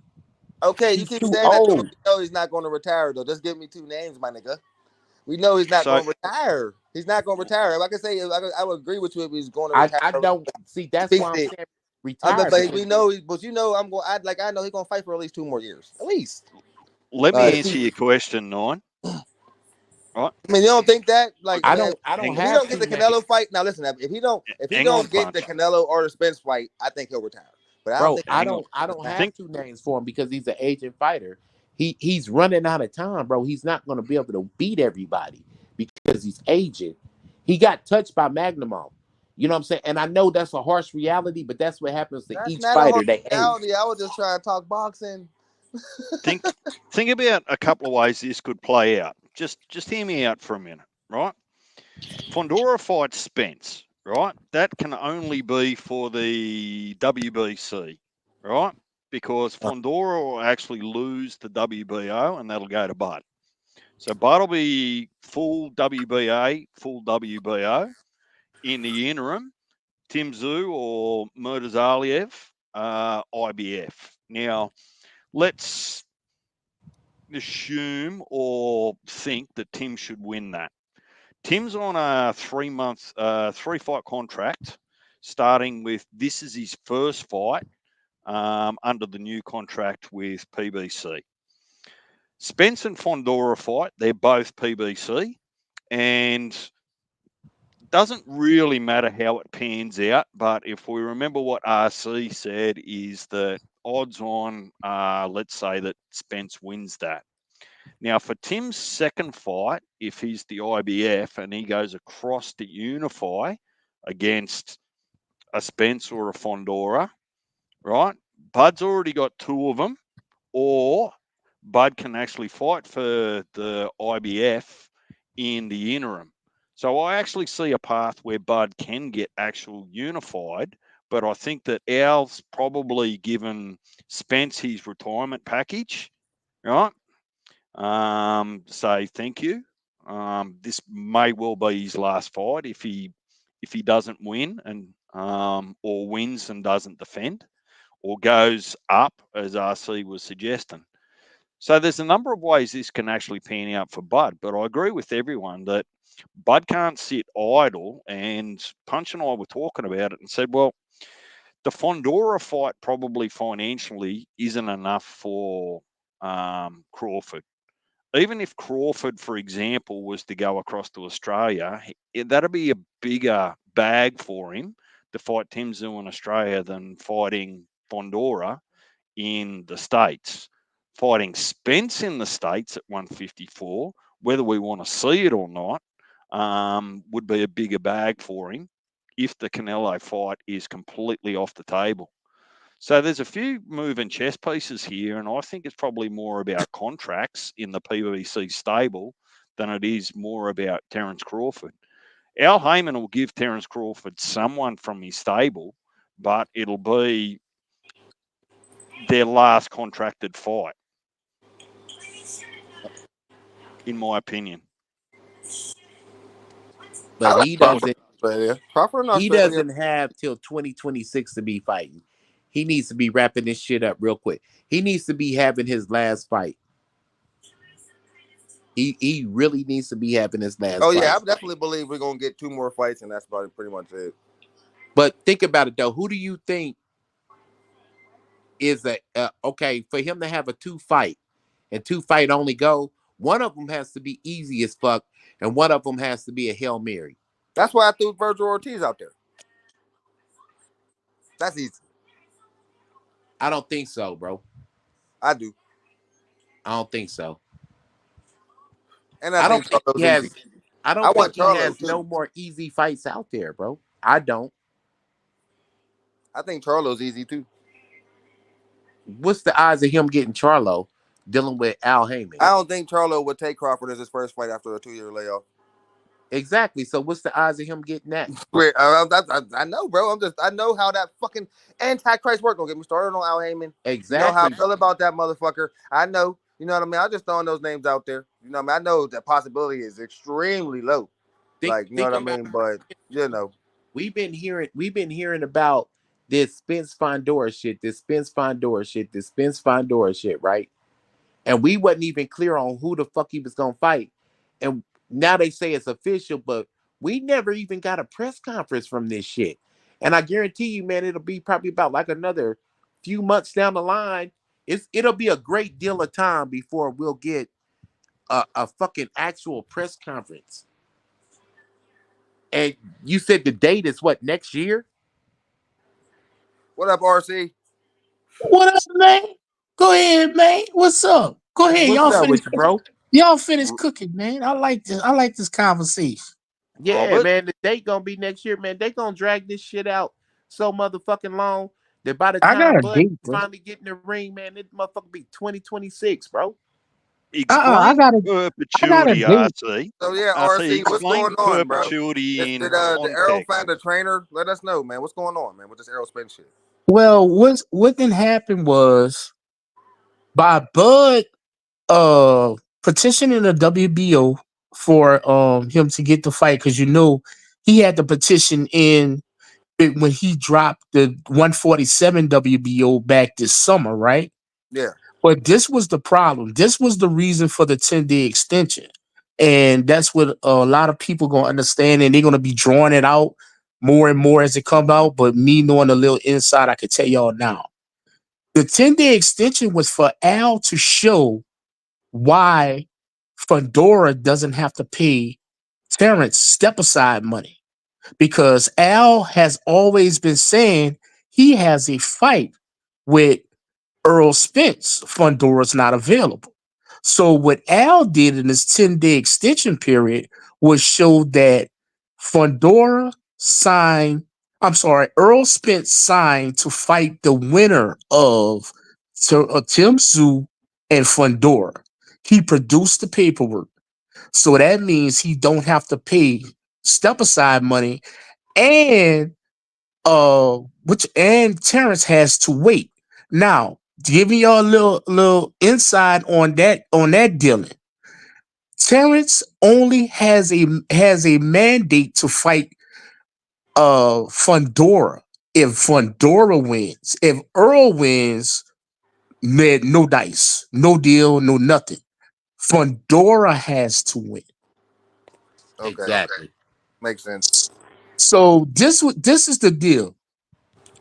If no matter who wins, uh PBC has the WBO 154, WBC 154, and pursuant of Tim Zoo winning the IBF, they're gonna have all three.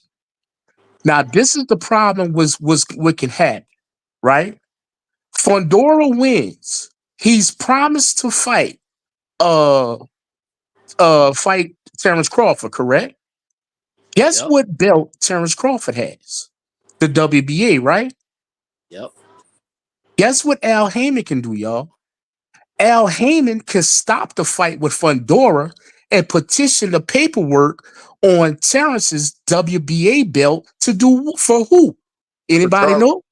Jamel Charlo. Charlo. Jamel Charlo, who's in recess. So I was kind of right that Charlo could possibly be next, or that. So this is the thing.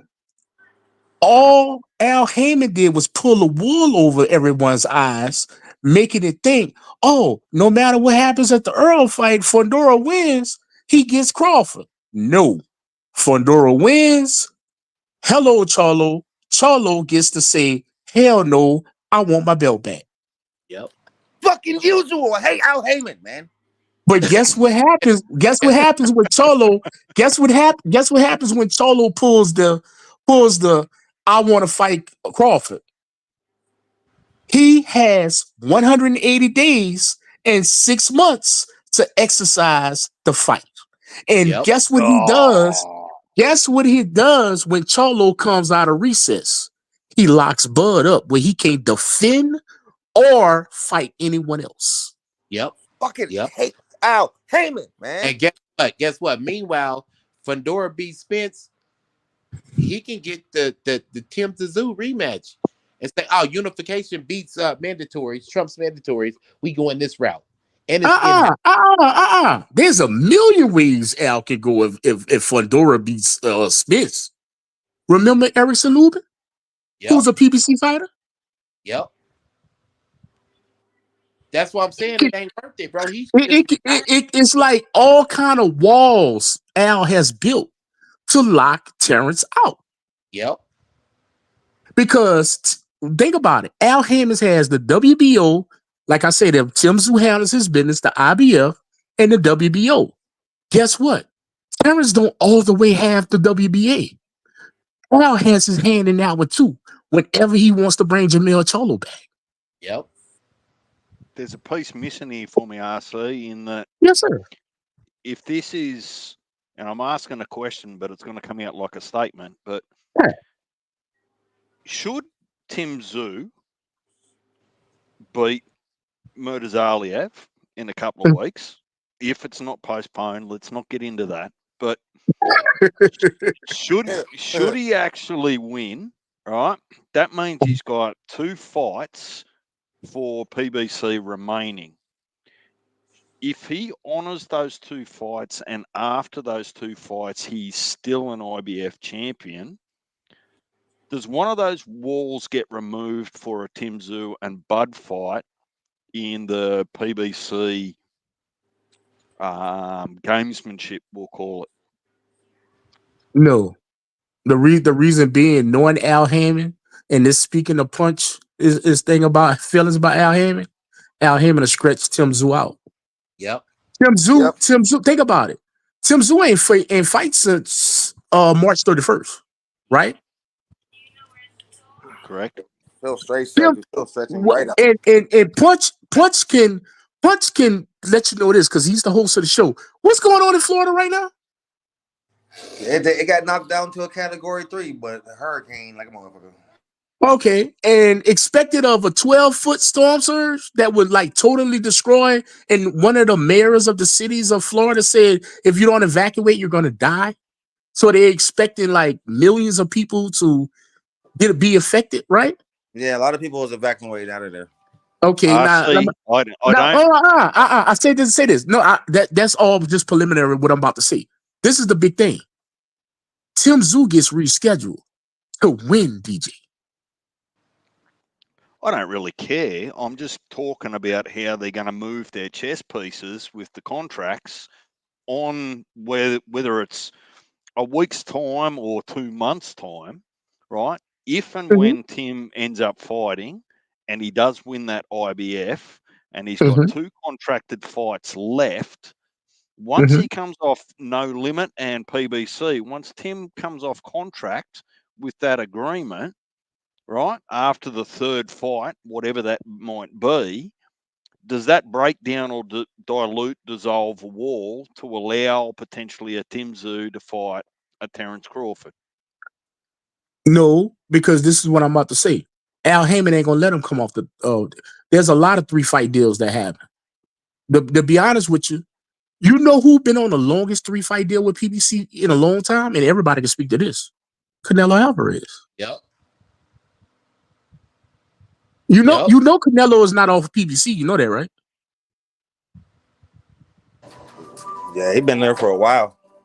And what happened when Canelo first signed? 3-fight deal.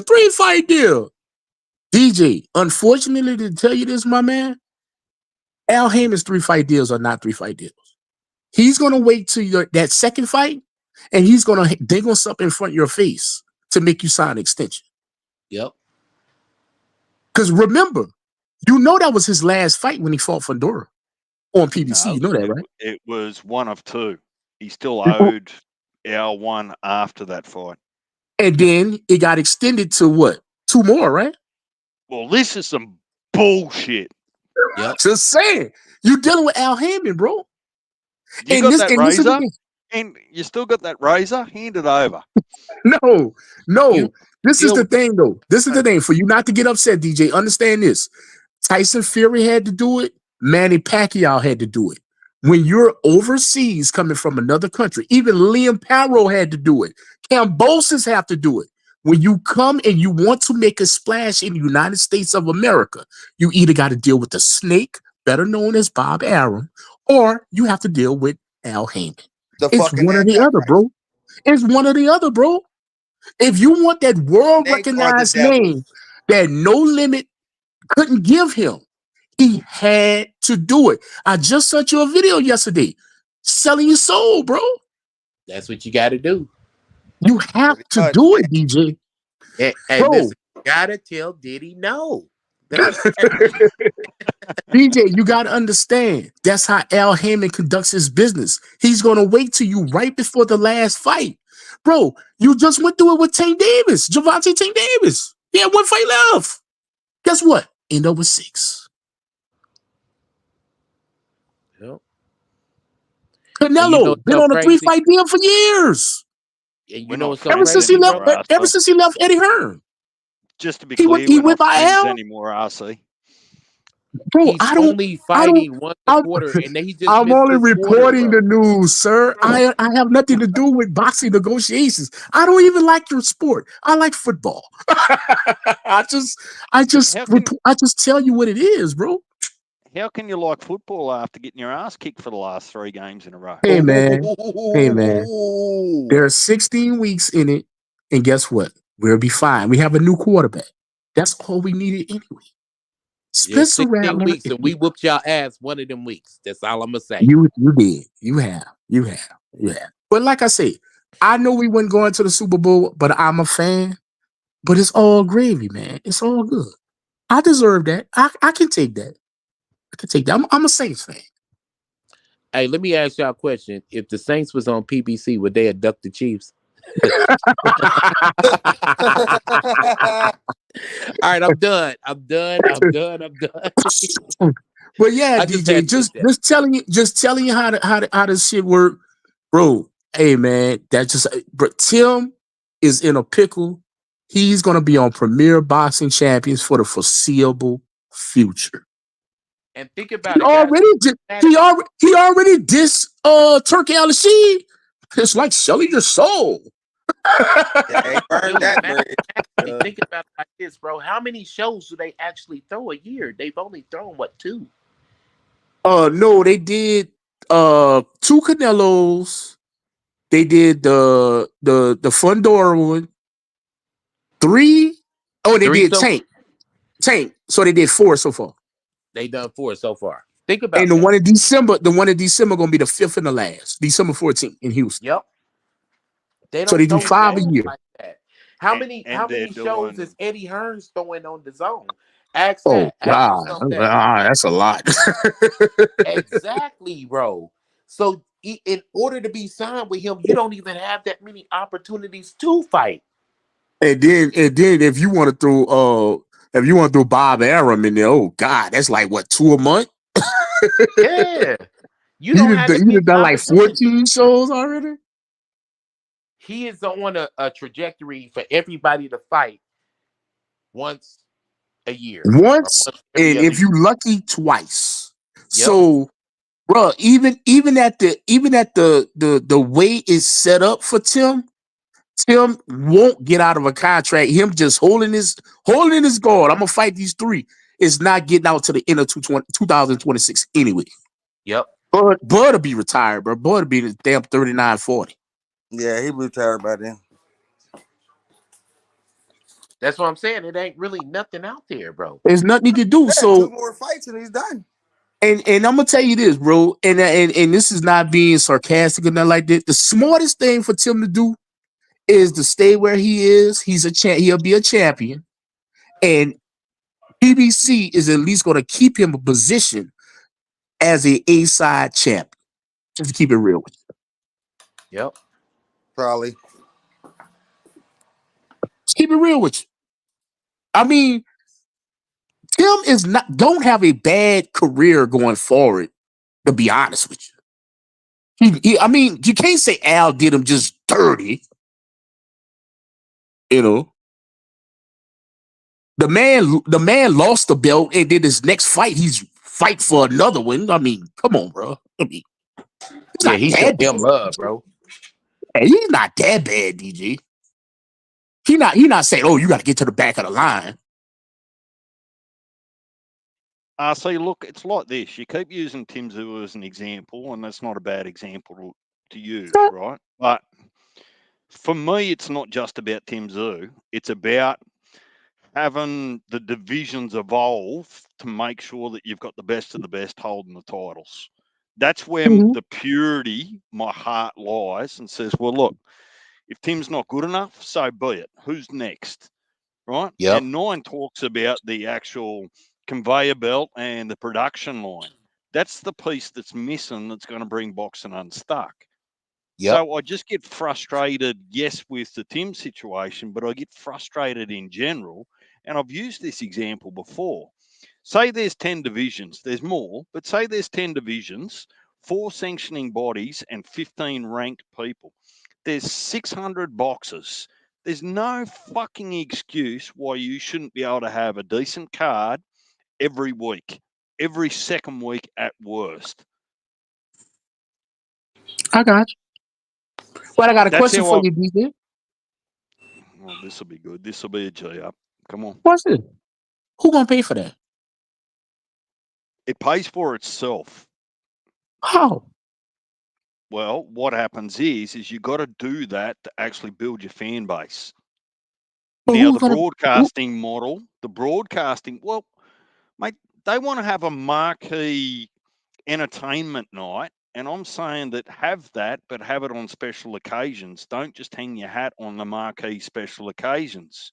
Feed us regularly rather than overfeed us once a month. gotcha.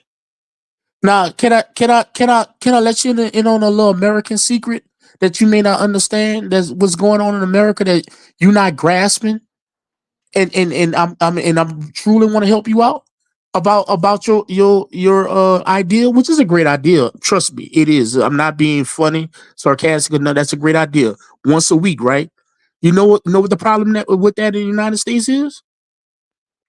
We don't Competing like boxing sports. like we don't like boxing like that. Boxing is actually the 6th ranked sport in America right now. Because you make it that way. You're What you mean? your own worst problem. If you How? had once a week, Friday night boxing, once a week, We got high school football.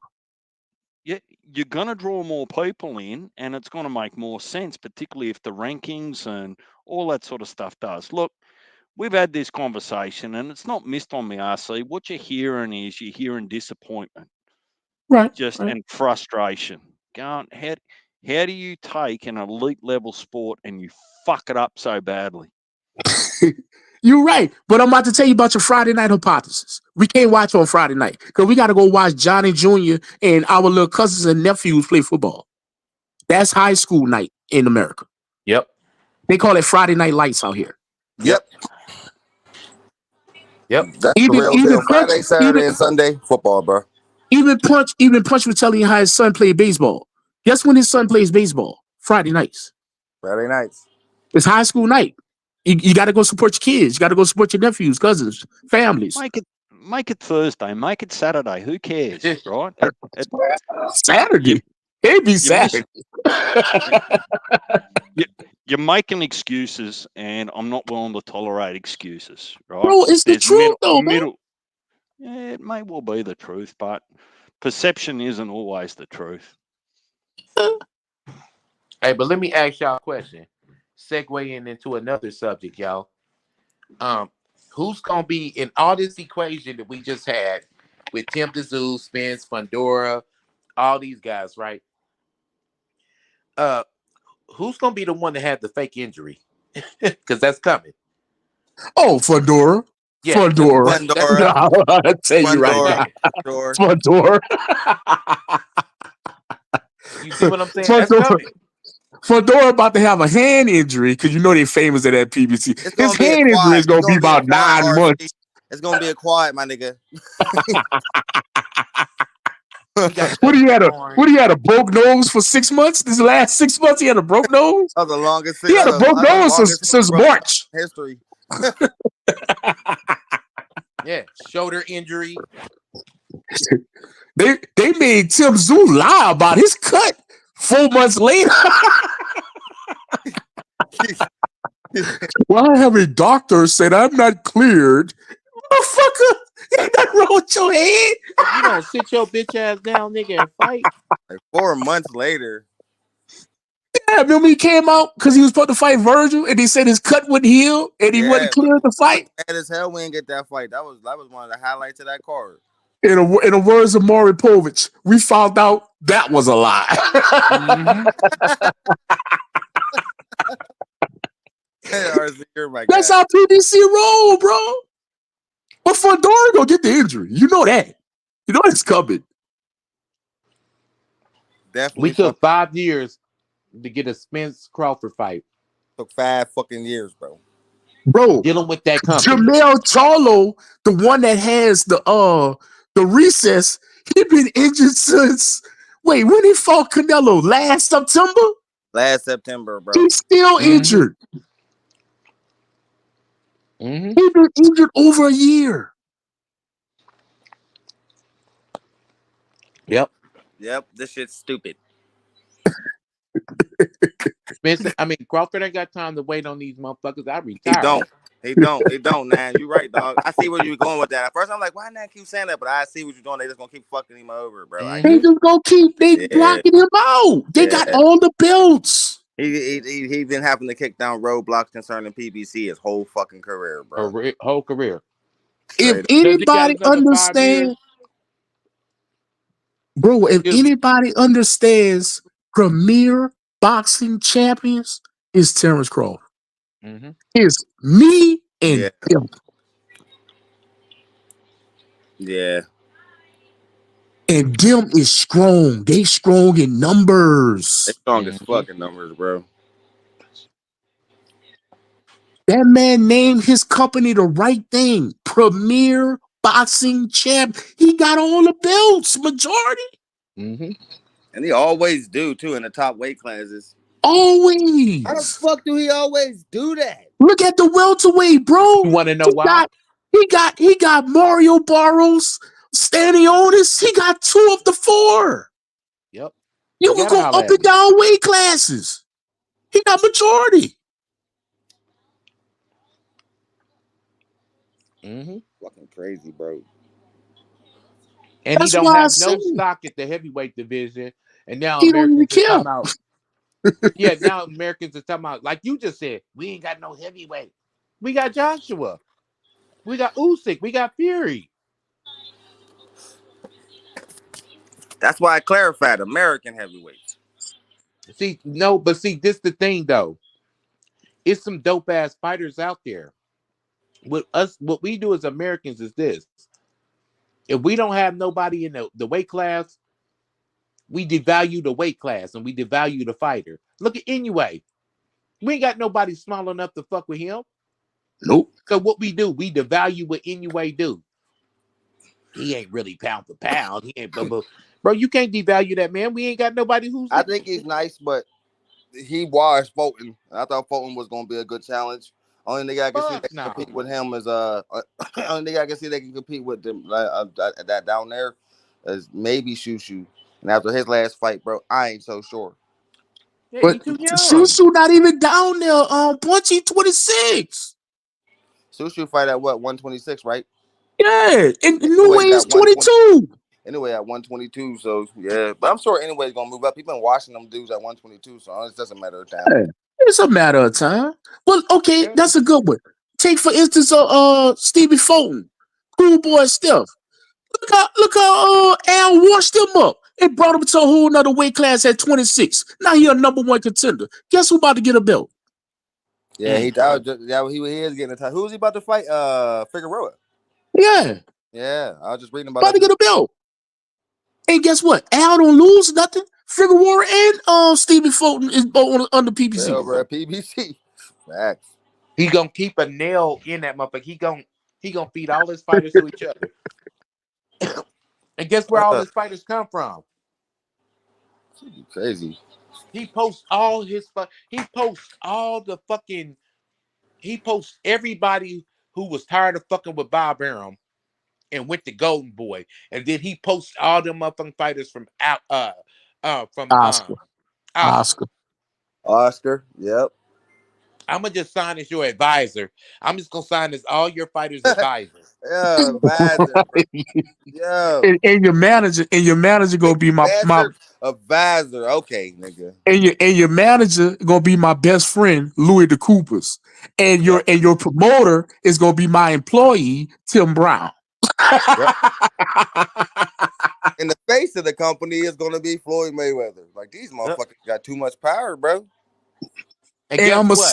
sit. I'm gonna sit one of the dudes I went to school with, who was a classmate of mine. I'm gonna sit him out at the ring when they announce stuff, and his name is Sam Watson. And guess Crazy. what? Guess what? You can't never say I lied to you, motherfuckers. I'm Al motherfucking Heyman. You know why I ain't never lied to you? Because I ain't never said shit in the first place. Well, you never heard this nigga talk. You feel me? I ain't lied, nigga. Facts. That nigga don't do interviews, nigga. Period. But like I said, man, and like I said, this is not the frustrated DJ. I'm just trying to lay it out to you, Like DJ. the Yeah, Bro, frustrated it's we've just been the way trying to it prepare is, him. bro. Well, That's how that man RC, operate business. we've been trying mm-hmm. to prepare DJ for the politics of boxing for a while, bro.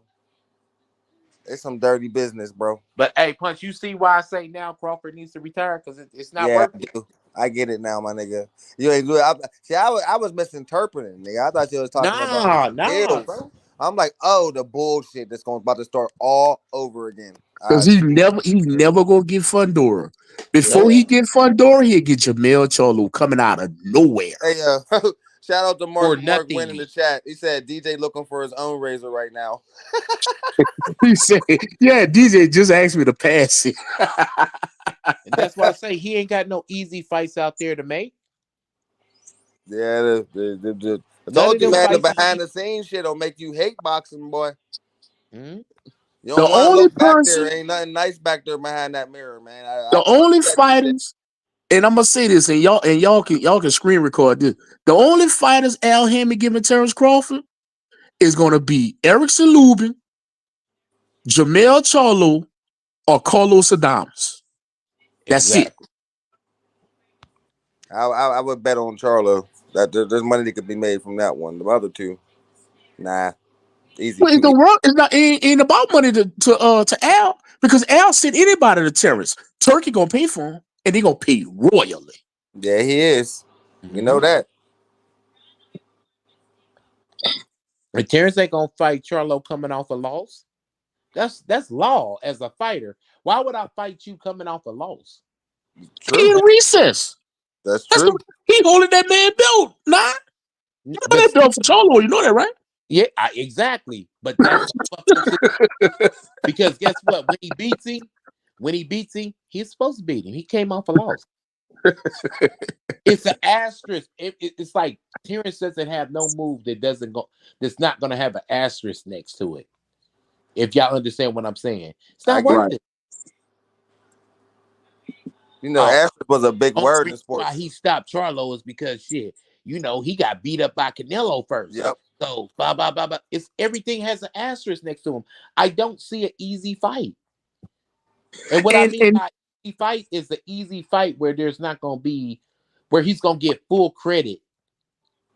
You feel me? They get full credit for Spence, bro. Oh.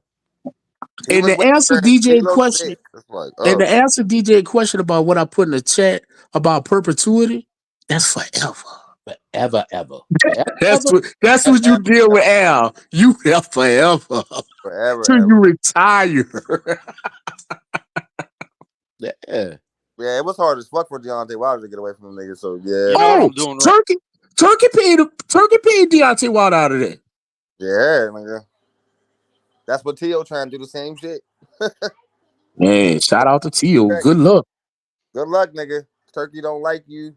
Bud don't like you. He gonna ask Bud, should I get Tio out of there? I'm like, let that nigga over there in purgatory. Well, RC, I've changed my my hopes and dreams just now. If we can't get the best fighting the best, or the strongest contender fighting the best is Bud Crawford, then there's options there for undisputed and unification through the PBC stable. I'll just have to settle for that. Yeah, you won't get that. Al can't make no money if one person got all the belts. He make more money when each person got a belt. I could do it on different cards. Yep. Listen here, we were having a good time until you arrived. Just keep it real with your reality check. You want me to lie to you, DJ? We knew this. Who you want me to lie to you? Who you want me to lie to you or tell you the truth? White do y'all have a budget rental car over there? Okay. Y'all heard Keith Thurman complaining after Bud and Spence unified. Now, man, we ain't got no titles out here. Now we blah, blah, blah. Think about that. Keith Thurman complained about it because he could have just grabbed the title and I'm the champion. I'm a 2-time champion. All these dudes has been lifetime welterweights. Yeah. Charlo's a lifetime 54-pounder, bro. These dudes don't do shit. They go right to weight camp. He's gonna deal with so much bullshit. He does not have no path to undisputed since they did now just strip Canelo. He doesn't, bro. Yeah, once they stripped Canelo, the path to 3-time undisputed was over for that. So he could go after motherfucking what's the boy that just knocked out? Wait, that's a lie. That's a lie. Terrorists do got a way to undisputed. And what's that? Ain't better be even before fighting. You see what I'm saying? 75. This would have 4-way class. Good luck, motherfucker. Good luck. Little ass just try and get him killed. Just one team dying. Hey, like my boy Slick said, go for the glory. Man, fuck that. Fuck that shit. Hey, now, do you hear this nigga? King Casual. That's the King Casual coming out. Here he comes. Go for your legacy. Here comes King Casual, nigga. Hey, man. Hey, it's fucked up, but he ain't lying, though, bro. Man, 9 4-way classes, man, he ain't doing that. Man, he better not. Canelo's a fucking tall ass mountain, nigga. Debo and Better B, them niggas are huge. Man, shout out to my boy Slick. Hey man, ain't nothing wrong with going for your legacy. Yeah. Punch, give me a wrench. I'm gonna block this bloke. Hey, Devin Haney needs Miguel Cotto energy, and motherfucking Crawford needs Andre Ward energy, bro. I'm trying to tell you. Facts. I You agree, on man. top. You on top, man. Fuck them. You ain't got time to be playing with these motherfuckers. I got my millions. I done already showed you. I done beat the number one guy, the motherfucker who you said was the number one guy, ERROL Spence. I don't owe you motherfuckers nothing. I done knocked out 3 undefeated Olympians. I don't owe you motherfuckers nothing. I'm the first nigga to get 4 belts era nigga be undisputed twice. Man, fuck y'all. Fuck y'all. I agree. Dude, what happened when Marvin Hagler got robbed by Sugar Ray Leonard? Supposedly. Well, he felt like he got robbed. No, Guess hey, what bro, he did? listen. Let's like I think he got robbed. Guess what he said afterwards, though? Fuck y'all. Fuck y'all. Fuck boxing. Facts. That's what he need to be on, man. Fuck that. Nigga, Didn't he retire after that? He was done. Fuck y'all. But if you listening, nigga, you got money, nigga. There's bitches out here, bro. Live your life, bro. Your kids, you know what I'm saying? You're cool. You didn't already prove what the fuck you gotta prove. You didn't already humiliated motherfuckers. Do your shit. Get the fuck on out of here. Say, bro. Hey, bro. I'm like this. I feel that's some good advice. Now let me give my advice, Bud. If you're listening, I know you want that 3-time undisputed. Now I'm going for Better Beef. So if Better Beef get it, you get in there with Better Beef. You better keep moving. You better keep right, nigga, Not run going up there. and if Bavall take that motherfucker Saturday, King Casual Bavall is poking his head out. Here he comes. No, Bavall is gonna try to use his footwork and outsmart you because they say you fight with your feet. And Bavall is gonna try to catch you against some ropes or a corner. Now, if that happens, RC, just take do a you know knee, what bro. light Take heavyweights a fucking rehydrate knee. up to, bro? Dang. What? Tell RC what light heavyweights rehydrate up to. Light heavyweight will knock his ass into motherfucking. Jesus Christ. This dude he's out of his mind right now, bro. Them motherfuckers Bro, rehydrate I'm just like saying. 200 pounds, bro. Are you crazy? He's Bro, not going I'm up just there. saying, if he want to do 3-time undisputed, I know he's trying to get in the record books. Yeah. Go up there to real no man's land. That's smart. He ain't Roy Jones Jr., nigga. You better stop it. Nah, I got another suggestion. It's gonna take a little bit of fentanyl and a little bit of crack. You make it get to 122 and get a new way. I don't know. You're gonna look real funny though. That's what we want Devontae to do. That's Tank's opponent. He should be on that 6-fight list. Monster Anyway should be on that 6-fight list. Bring Monster Anyway up. Go down to 30 and bring on Monster Anyway up to 30 and whoop his ass. You know, it's gonna take a little mix of heroin, crack, a little. You're gonna take a lot to get to the 122, bro.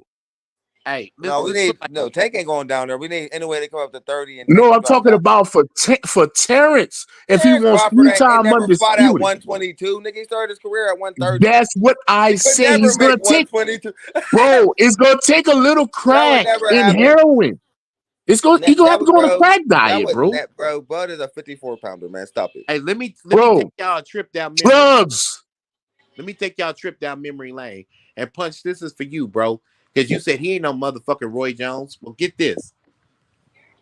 You remember when Roy Jones went up to heavyweight and beat John? Yeah, that's what I said. That's why I compared it to that. He washed this nigga. And then what did he do afterwards? Drained himself back down to 170, 174. Yeah, he went right back down to 175 light heavyweight, right? Like it was nothing too fast. Everybody like, whoa. And he fought who? Antonio Harvard. Who was really him. underrated. He talked so much shit, maybe not like him, but he really was a good fighter. But guess what? He beat Antonio Tarver the first fight. And guess what? In that fight, he got touched. He got He touched. got touched. And what did he do? Man, fuck that. I'm gonna rematch this nigga. Oh, he should have never rematched him. And got God blown the damn. fuck out in the second round. Bro, And then Nan, what it did he? was knockout of the year, Nan. What did he do after that? What did he do Shattered after my that? soul. Glenn Johnson. Yes, and then got beat up and stopped in the ninth round. Yeah, then Bernard Hopkins. And then Joe Calzaghe, bro. I followed it. Think about that. I followed it. His career died from there. Exactly. And now what we say, he should have stopped after he won the heavyweight title. After that Tarver fight, he should have retired. Well, after he won the heavyweight title, he should have stopped. Like, he should have stopped, and he would have been the greatest fighter who ever fucking. Exactly. Well, guess what? He really would have. He still is a man. I mean, listen, Roy Jones is that guy to me. Always will be. I don't care about the way I see it is Magnumov was Bud's first Tarver fight where he beat him, but he got touched. You understand what I'm saying now? Stop. It wasn't as close as Jones Tarver for one, bro. That wasn't that. But he still got touched. He got touched, but like Tarver really won the first fight. But he got touched. Like, you thought Magnumov Bud was that close? Yes, he got touched. Oh, man. That's another testament to his grace and greatness. He's so used to him not getting touched like that when he do get touched, he'll retire. Exactly. And so guess what? His greatness is you so used to him not getting touched, and he got touched, and you give it a pass. Stand on what I said last time. If he looks fantastic in his next fight, we're gonna revisit this conversation, man. Bruh, he got touched. We saw it. But we're gonna revisit this. And guess what? He's older now. I can't say nothing now because I can't say that until his next fight. Because you're like you were right. He did get touched. I can't say nothing. I gotta wait till the next fight. But we'll revisit this one. Don't worry. Punch, don't forget. You know that. Now let me ask you a question, Punch. You think you're he right, should though, listen, I'm not arguing. You're right. But I don't think he needs to retire. Now, I ain't see that. I don't think it was that. Now let me ask you a question though, Punch. Real quick. So you think Bud just should wait on Fundora to after you fight Earl and the few months after that? I don't. We talked about that. We were talking about potential opponents while he's waiting for that. Oh, okay. I got it. Yeah. I don't think that's a good idea at all. We all agree that's not a good idea. Please. Okay, with all that being said, what is Bud's end game? I mean, the end game was Canelo. Now I have no clue, bro. The roadblocks are coming up again. Because that's still roadblocks are coming up. So it's like I don't know. So potentially, if I'm really going to keep it 100 with niggas, maybe one more fight, but I believe 2. But I don't think more than that, bro. Like on that, and that's it. That was even if there wasn't all these crazy ass shit happening with Al Heyman's punk ass again. Like, you know what I mean? So like again, bro, I think he's close to retirement. Like, I just don't think it's now. That's all I'm saying. Ask your question. I do agree that he's aging. I agree with you when you say that. I'm not saying her arguing that the nigga's not aging. I believe that. Nah, but I'm saying like this though, to give you even more perspective, 2 more fights against who? That's easy to make. I don't know, bro. They keep on putting up these roadblocks, man. Like, exactly, bro. The funny thing, that's because this is happening. That really might bring the Tio fight to fruition. Like, that's you'll have to about all this shit. That brings him to the fucking forefront. Like, that's what I'm saying, bro. There's again, Tio's a good name to have on his list. I won't be mad to watch Tio get cooked, bro. Straight up. But guess what, though? That's like going down the same road. If he cooked your favorite 2-time lineal, 2-time undisputed champ, what you say he is, nigga? Why not? Why can't that fight happen? Well, listen this, though. Listen like this. He beats Tio. He's got haters out here, right? So he beats Tio. Oh, man, that ain't shit. He beat up on a smaller man. He'll never get credit. He never has, bro. So he's used to that already, I'm sure. Exactly. So why are you staying around for some more shit that you ain't going to get credit for?